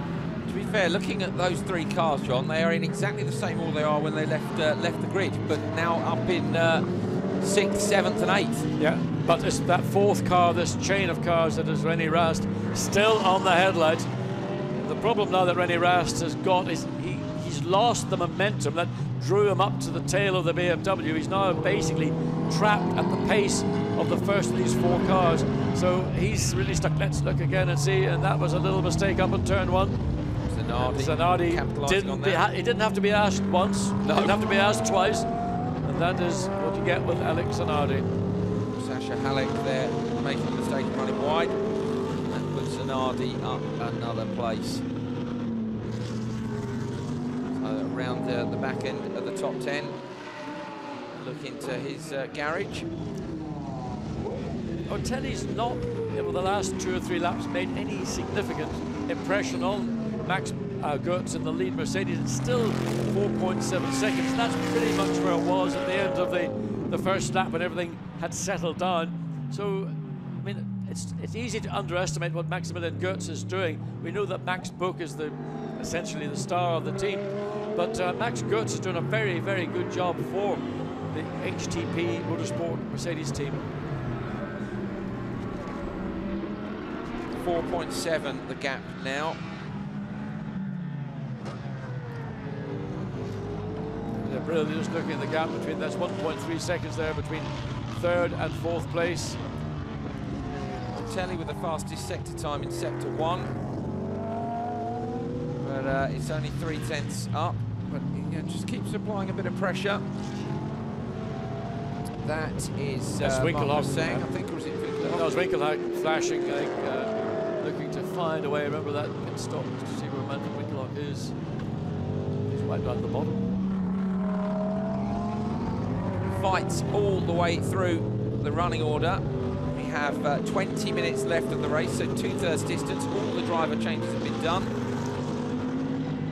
So the lead car comes through turn 5, just really driving his own race. And again, Stefano Ortelli pretty much following the same line through turn 5, not being aggressive on the exit, not running the curb.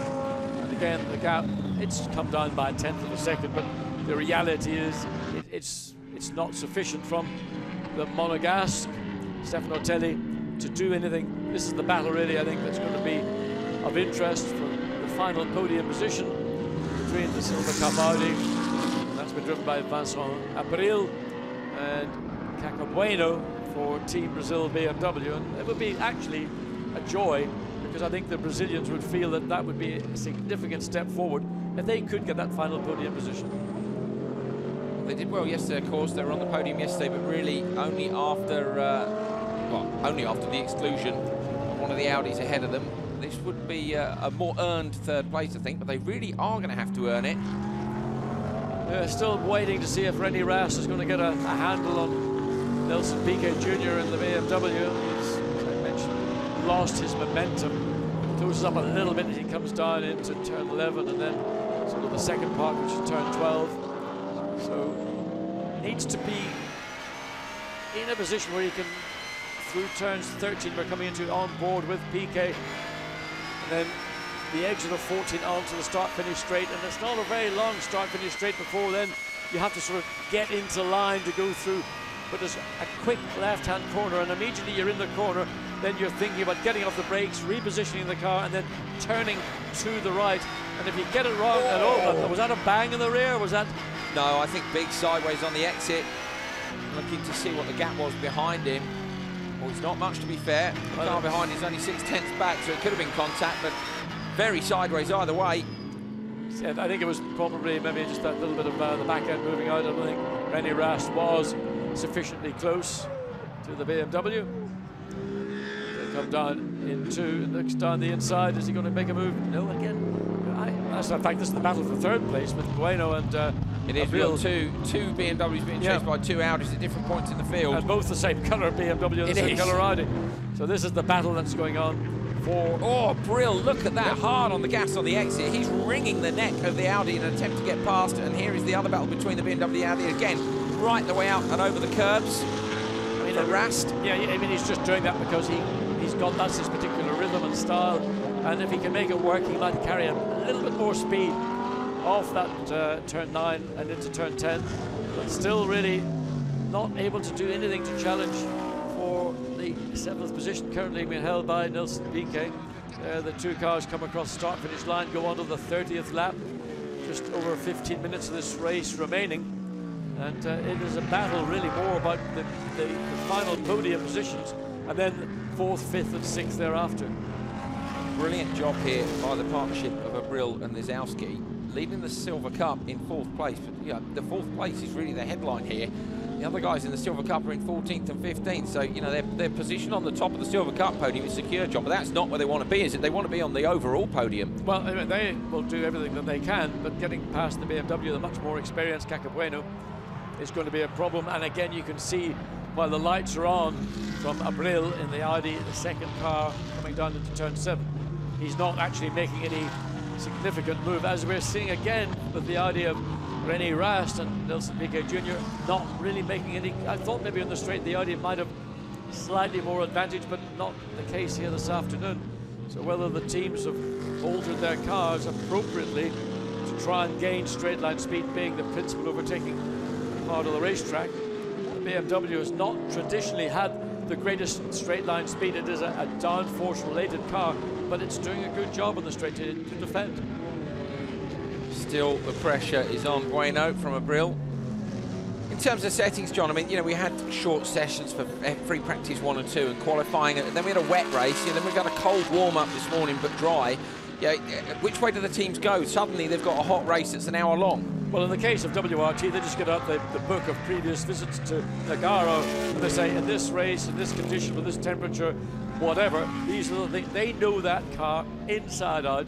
So for them, it is a relatively easy task. In the case of the Brazilian BMW team, certainly 2013 was very much a learning season. And also for the drivers that had come from Brazil, principally Cacabueno, to a lesser degree Sergio Jimenez, and of course Nelson Piquet Jr. this season, they are familiar with European weather, track conditions. The track might be cold, the ambient might be cold. It's getting warmer as this race is going on. So as the sun shines, so do the Brazilians. Just behind these two, Dusseldorp has gone a second quicker. He's done his personal fastest lap in the Lukoil-backed SLS in the picture now. Really closing down on these two. So Bueno may be holding up Abril, or maybe the two of them slowing each other down, John. Well, I think Cacabueno's pace is slower than we can imagine that Vincent Abril can do. But the gap, as you say, just under 1.5 seconds, and Stef Dusseldorp, again, in relatively clear air, is able to push and not have any interference from any other car around him. So there we see the gap. That's the gap. It's a visual gap, and it's certainly, to me, slightly less than the 1.25 second, 1.5 seconds it was the last time they came across the line, lap 30. Lap 31, waited for the timing, and it's 0.8 of a second. So Stef Dusseldorp is back at the races and challenging now ultimately for a podium. That could be in that podium position. Three-way fight for third place. Gotts is exactly 4 seconds, 0.000 ahead of Ortelli now at the head of the field. I doubt Ortelli's going to give up, but certainly hasn't managed to make significant headway into that gap. It's been over 4 seconds the whole time. What did he do? Took 2/10 off Gotts on the last lap, but it's these 3 cars here that we're watching for the third place fight between Bueno, Abril and Dusseldorp. Again, coming down the straight. See the lights flashing. This time he has a little look down the inside, but again, not sufficiently alongside to be able to control the corner. He'd now like to get through, wouldn't he, John? Because he's got the point now where if he makes a wrong move, he's going to get mugged from behind. Absolutely, and who's to say the Mercedes watching what's going on? Stef Dusseldorp, third of the 3 cars we're looking at, is coming into the zone where he's still got his own momentum. He's not being compromised by the pace of the Audi, as the Audi is being by the BMW. So Dusseldorp, if he wants to do something, he's got to think, and actually in some occasions he might just momentarily hold back rather than run right up under the rear wing of the car he's following. All 3 cars basically now covered by a second, so Dusseldorp needs to think this through clearly, and in my view doesn't want to get any closer coming to the start of a new lap through turns 1, 2 and 3. Was that a little look there from Abril, or did he run wide in turn 1? Just ran wide. Just ran wide, and it's little, not errors per se, but just why did he do it? That would give me, if I was in the Mercedes-Benz right now, hope that you can apply pressure. You might be able to force a mistake from the Audi ahead of you. So it looks like probably that's the only way it's going to be an improving position for the 5th place Stef Dusseldorp at the minute, as we go back to our race leader and having a comfortable run as he comes out of turn 10 down the hill back to the old start-finish pits and pits complex. Well, they are still there, and they actually are still used for some national level races as well as some of the club events, historic events that take place here in Nogaro. That gap is down at the front to 3.7. On the last lap it was just another 2/10. We've only got 10 minutes to go, so we're only looking at 6 or 7 laps, and I don't think he's going to be able to, but he's there we are, we can see 0.2, 0.15, nearly 0.3, so averaging about 2/10 a lap, John. Probably not able to do it. I mean, do you think he's got just winding in? Has he just got his sensible head on? Well, I think Gotts is just sitting there waiting for the checkered flag to come out. His danger will come if they get close to slower traffic and they've got to lap that traffic. That will give Ortelli the opportunity to close up. Of course, then he's got to deal with that traffic itself, but doesn't appear to be something that Maximilian Gotts has got any principal concern about.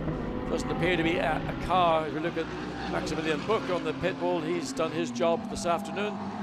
There is the lead car, comes down back straight on the brakes. You can see the slight dip in the nose. The Mercedes probably a slightly more compliant car than some of the other cars. The Audi a little bit more stiff in terms of the overall setup of the car. There's this battle again for 3rd place. It's continuing. Has Dusseldorp dropped back to I a think bit? He has. Out to, a decision, or the pace has gone up? I'm trying to see the lap times recently. He's still quicker than the cars in front of him. Yeah, I mean, the point is, if you run under the rear wing of a car, you run at the pace of that car. If you drop back, pick up your, I keep talking about momentum, but you pick up your own natural pace, that then can carry you forward. Now, the key is to be able to do that and make it work for you at a part of the racetrack where there's a clear overtaking opportunity, and obviously down at the end of the pit, down at the end of the back straight, as you see. Well, just again, it's putting your car in the mirrors like Caco Bueno, but Caco Bueno is so experienced in Brazilian Super Turismo as they race over there. He's not going to be fazed by a young kid in his first race in an Audi. He's just going to drive with his eyes focused one way, that's forward. 8.5 minutes to go as the cars from 3rd, 4th and 5th place cross the finish line again. The gap between Gotts and Ortelli is down to 3.1. He took 4/10 off him on the last lap. People starting to get a little bit nervous in the pits. That's Jimenez. Well, I mean, understandably, he's... Oh, and Stef Dusseldorp, just when he didn't think about passing into turn 4, he almost sort of tripped over the Audi because he found himself closing up to the rear of the Vincent Abril Audi quicker than he'd maybe anticipated. And the consequence is then under acceleration, the BM and the Audi just slightly aids away. As we look into the Brazil garage, the mechanics and engineers who come all the way across the Atlantic to race in Europe. Now Dusseldorp is closer to the back of the WRT Silver Cup Audi. But again, he's got the same problem he's had for the last 10 laps. He gets up to the tail of the Audi, but he can't do anything about it. Is he saying his prayers? He's certainly got his fingers crossed. He's certainly doing something. These three battling for third. Just behind them are the three cars that started at the back of the grid. So we've got Blancpain, PK and Rast. Now, Blancpain yesterday, of course, his partner Project was fired off. We then had PK Jr. had a puncture. Rast. I mean, right now, just you can see the gap between what is 6th and 5th. Jerome Blancpain is coming into frame now, so he's going across the line. Starting to catch up with these guys. 2.5 seconds behind, and we've just got under 7 minutes of the race remaining. Big ask for Jerome Blancpain. Not impossible. He's got relatively clear air to make up the time. The pace is the pace of Cacabueno, and he's running in the 129s. The leaders are doing about 3/4 of a second a lap faster. And just wondering what Blancpain has been doing. Well, he was also in the 29s as well. As we look at the back of the Lamborghini, and this is from on board as the Z4 as the BMW. So this is a separate battle that's taking place. This is that's on board with Matthias Stumpf. Yeah, well, that's looking at the back of Blancpain, having a little look up the inside. There are those three, Blancpain, PK Jr., who's taken a little bit of time off him on each lap. In fact, a lot in the last 3 tenths and 2 tenths.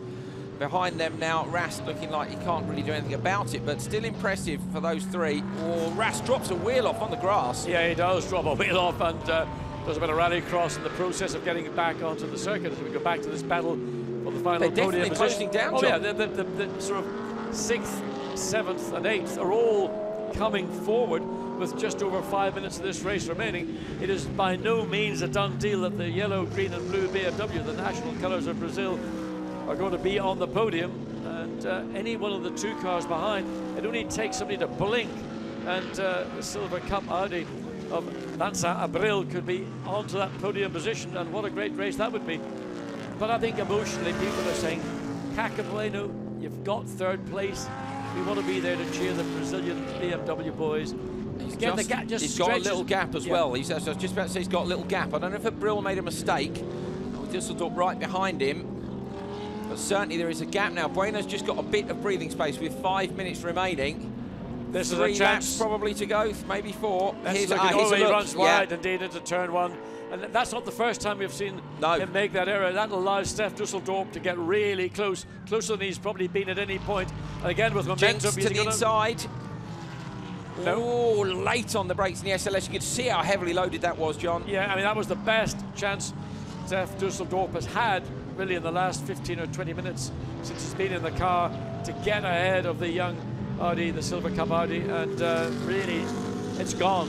He's going to have to force another error, and that's given Cacabueno, of course, a little bit of breathing space just to relax and run his own race without having to think about what's going on behind.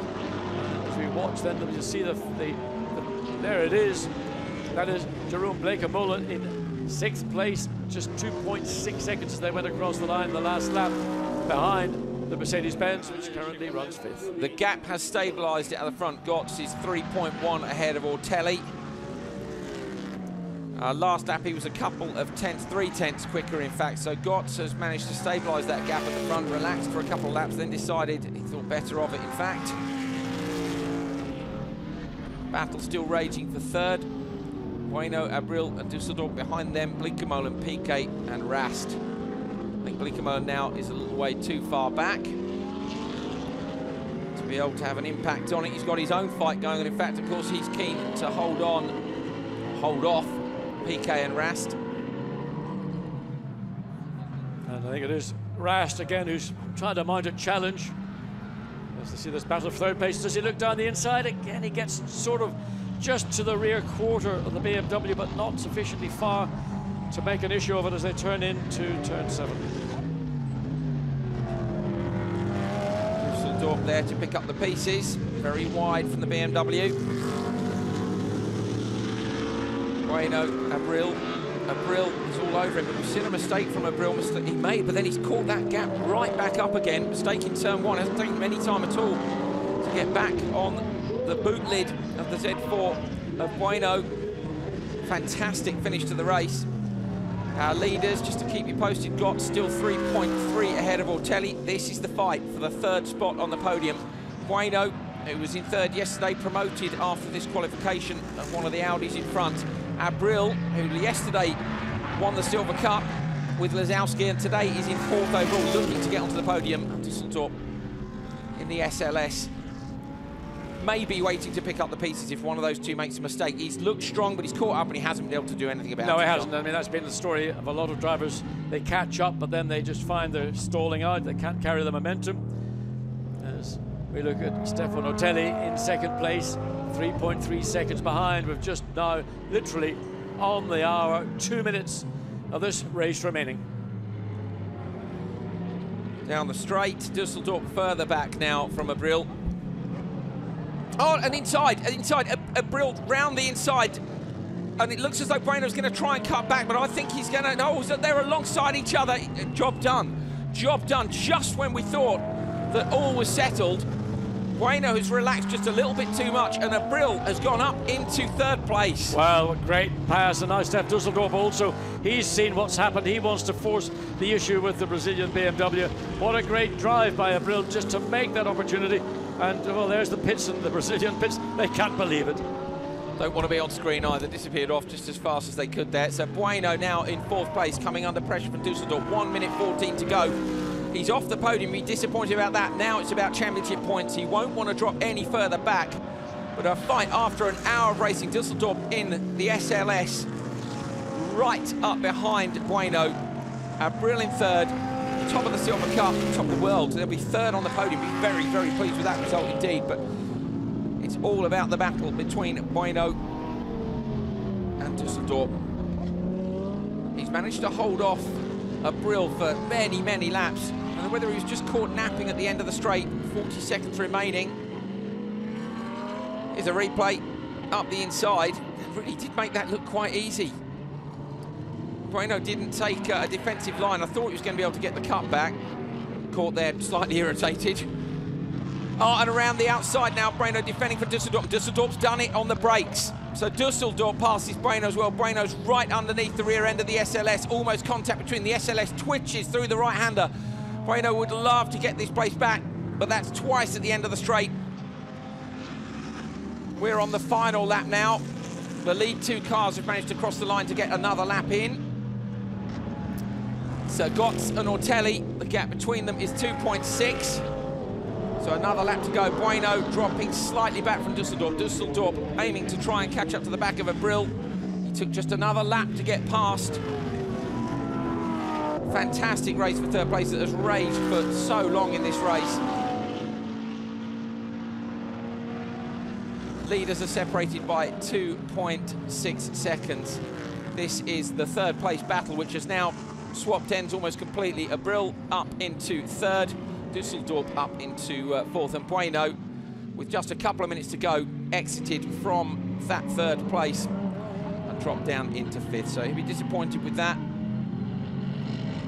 Seen the BMW's done very well, I think, to hold off various different attacks through the race. It didn't look like they quite had the pace of the Audis and the SLSs. They did a great job, hard to pass. We saw that last year with Sebastian Loeb. It's very, very difficult to put a pass in.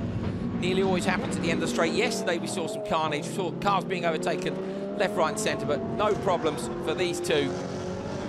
Götz is coming around towards the end of the lap. Ortelli isn't near enough to make a move on him. Through the last corner, it's the two Maxes, Buch and Götz, who take the win in the SLS. Great job by them in the main race here at Nogaro, the first round of the Blancpain Sprint Series. Gilbert and Ortelli, with that long first stint from Gilbert, crossed the line in second place. Third place now, we're waiting to see who it's going to be. It was Abril, his teammate was Lazowski, and I think they're going to get it done. They certainly are. Düsseldorf is too far back in the SLS, unless Abril makes a real hash of the last couple of turns. It's a brilliant result for those two. Yesterday, they stood on top of the podium for the Silver Cup. Today, they stand on third on the podium overall. A brilliant drive from Lazowski and Abril. Some cracking overtaking right at the end of the race. Dusseldorf finishes in 4th, and Caca Bueno comes across the line in 5th. So Bueno, whose partner, of course, was Jimenez. Jimenez did a good job of holding everybody off in the first stint. Bueno as well for his second part of the race. Unfortunate that they managed to lose those places just in the closing laps, down from 3rd to 5th. Rest of the field now coming round to complete their final lap. Bleekemolen and Rast finished in 6th and 7th. Zanardi, just waiting to see where he is. He's down in 13th. Bleekemolen and Rast from the back of the grid. Rast, of course, down there with Enzo Eid after being disqualified yesterday, having finished 2nd. Stood on the podium for 2nd. They were disqualified later after technical checks showed the rear wing wasn't legal. But these are the men who've done the job today. Gotts and Buch. Brilliant drive in the HTP Motorsport Mercedes-Benz SLS. Fantastic sounding car. There's unique gull-wing doors on it as well. A clean driver changeover. And just got the job done. Gilbert in 2nd place. Did a great job towards the end of his stint. Buch came in very early, literally 8 seconds after the pit window opened. Buch was into the pits for his driver change. He said straight away that maybe Gilbert would hold on as long as he could, and he did. He stayed out right until the very opposite end of the pit window. Just a minute to go, he came in for his driver change, and he managed to close the gap down. I think at one point it was up to 10 seconds. It was about 8 by the time he came in for the driver change, and when he came out, it was down to 4.2 seconds. Came down to as little as 3 seconds with Ortelli at the wheel, chasing down Gotts, but he didn't get any lower than that. 3, I think just under 3 seconds was the closest. In fact, they ended up 1.7 behind them over the line, but of course, Gotts will have backed it off on that final lap. All the marshals out at the end of a great coup de pack meeting. 2 fantastic races to kick off the Blancpain Sprint Series, one in the wet, one in the dry. We had some interesting overtaking manoeuvres yesterday, some trips onto the grass, and then today a much more traditional dry race. And in fact, it proved to provide a wonderful, wonderful race from start to finish. Battles all the way through the field. A really, really exciting race. Thrilling a crowd here who are under sunshine today rather than rain from yesterday. Door up on the SLS. Very, very happy indeed. There's a look at the man who took the checkered flag.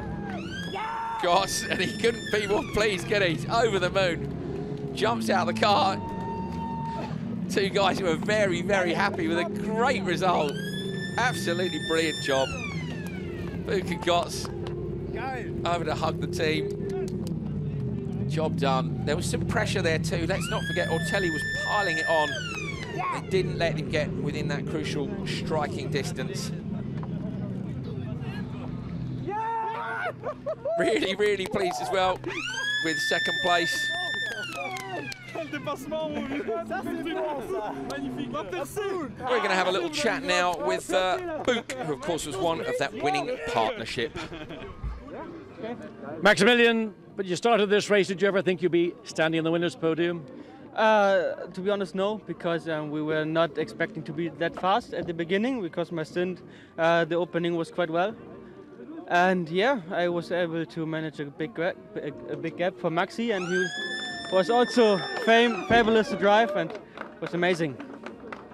Maximilian Gotts, very early pit stop. Your teammate brought it into the earliest opportunity. What reason was that? Yeah, we saved new tires from the qualifying and practice, so we get new tires on the car, and we tried everything to push hard in the beginning. And in front of us it was free, so we decided to stop early. He did a very good job, Max. We had a big gap before the pit stop. We know that Audi is a little bit faster, so we didn't know exactly what's going on after the pit stop, but in the end the team managed the pit stop very well. I could survive in the last 30 minutes, and it was perfect weekend for us. Well done, guys. Good drive. Brilliant drive from the 2 Maxes. Really, really pleased. Interesting tactics. Managed to save those new tyres. Of course, a bit easier to have brand new tyres for the main race when the race yesterday was wet. They get 4 sets of tyres on a normal race meeting, 6 sets this weekend because it's the first meeting of the year. But great tyre management from Buch and Gotts. John Watson is now down with a chat with Ortelli. Stefan, you and Gregory chased hard. Did you ever think you had a chance of getting in the top spot on the podium? believe it or not, until the last corner, I did my best. We had a very good Audi today, but the two Maxis and the Mercedes, they were just too quicker than us today. It was a bit slower in the rain. I could have passed him yesterday, but today they were not the fastest, but they were consistent, and we were consistent second. So got a question for you. There's an image on the back of your helmet. Can you explain what it is? It's a late friend who had a stroke in his head in January. He passed away. His name is Michel Raffaelli. He's one of the best guys I know in the world, and he was also my team manager at Audi France for 4 years. So to the late Michel, I want to say hello. Fitting tribute, well done. Gregory, you did a great opening stint, handing the car back to Stefan. That was sort of pretty straightforward by the looks of things. Yeah, but I did not a so good start, you know, because the number one need to pit because he had a flat tire.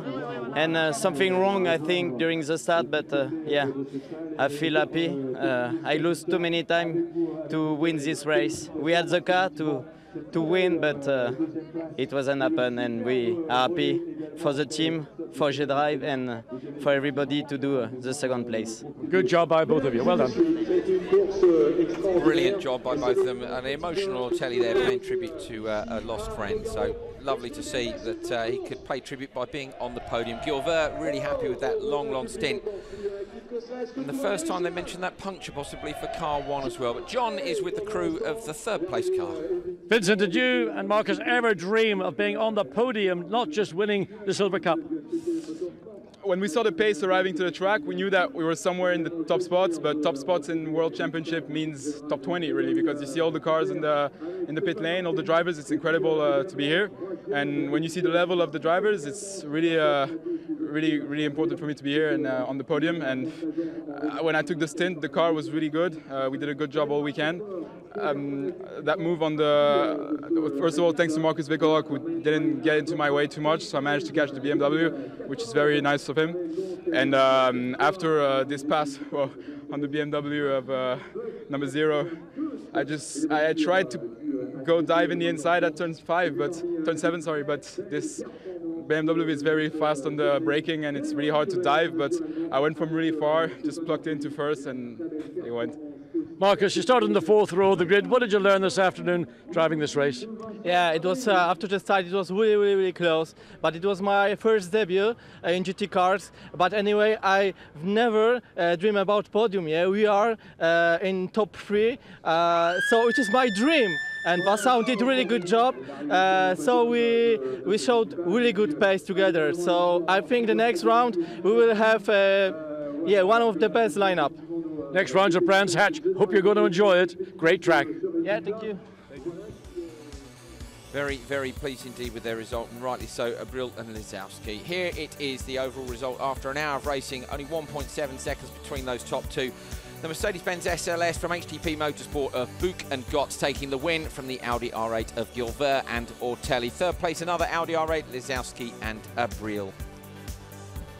Great job by the top three. Avicennia and Dusseldorp, of course, managing to get the pass done on Bueno at the end of the race. Bleekemolen and Rast making their way up from the back of the grid, having been pushed right down after their problems yesterday. Of course, Prochik was pushed off into the gravel, and Eid and Rast were disqualified. So coming from the very last positions to 6th and 7th, I think is a result worthy of a good mention. Zanardi 13th. Struggled a little bit in the wet yesterday, got his head around it in the end. Lloyd was very fast this morning in morning warm-up in the McLaren, but once the conditions warmed up, the sun came out, it wasn't quite underneath them. Maya Melnhoff there, retiring at the back of the field. Heading out towards the podium, being given their orders, going to pick up trophies and local delicacies as well. Very happy indeed. The two Maxis straight up onto the number 1 step. Gregory Gilbert, Stéphane Ortelli. Gilbert, the Frenchman, with a great greeting from the crowd. Look at these two, so happy to make it up into 3rd. Lisowski and Abril, another Frenchman, so great for the French crowd. And the national anthem of the winners.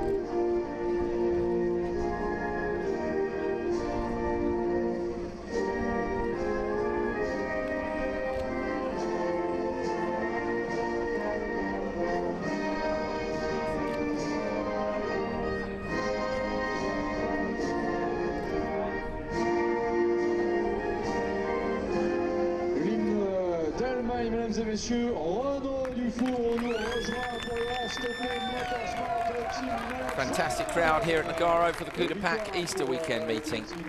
Great result for Buch and Gotts. Top step of the podium. John, they seemed pretty happy with that, didn't they?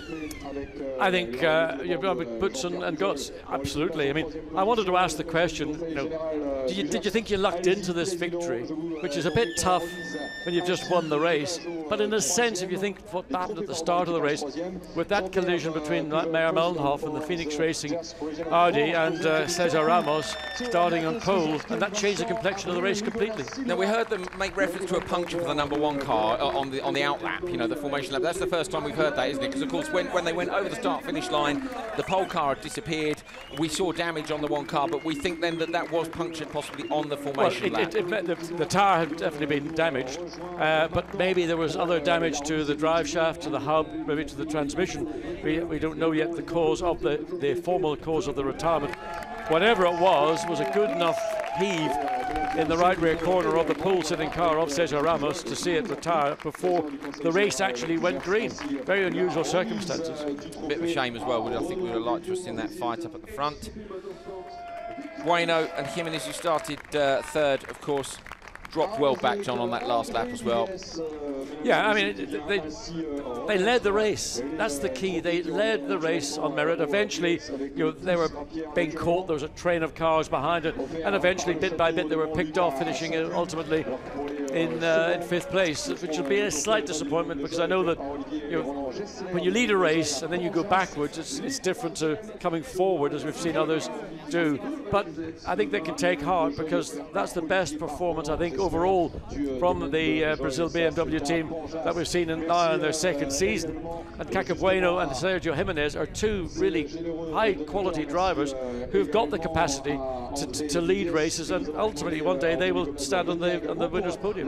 Now, Vincent Abril and Mateusz Lazowski, of course, Abril was the first to pass Bueno and get himself up onto the podium. Those two guys as well in the Silver Cup, they were over the moon with this result. Yeah, I mean, I think that when you see two youngsters coming in, racing over a weekend for the first time in a GT car and achieving a podium on merit, not only just winning the Silver Cup for these young drivers, it's a pleasure. I mean, I've been a driver when I've had a young teammate, and it makes your life very difficult, but that's the future, and these youngsters are going to be the drivers for WRT, I'm sure, for many more years to go, and they're just at the beginning of a career.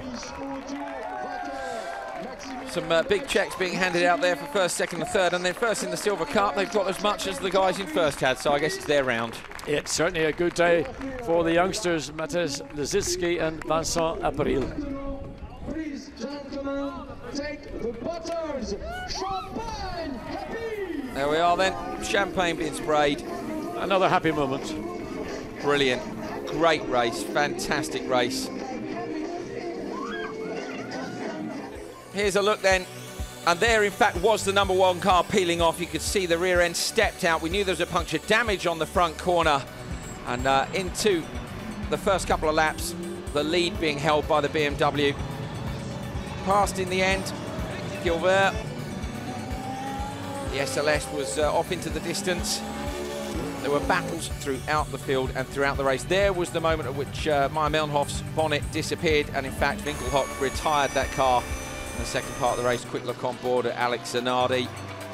A brilliant race right the way through to the checkered flag. Out and over the grass. Good driver change, no problems at all for Buch and Gotts.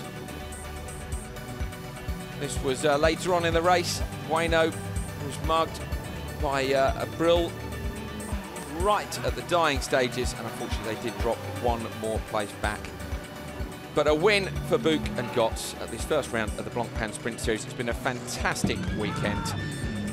My thanks to John Watson. My name is Andrew Coley. The next round is at Brands Hatch in 4 weeks' time. We hope you'll join us then.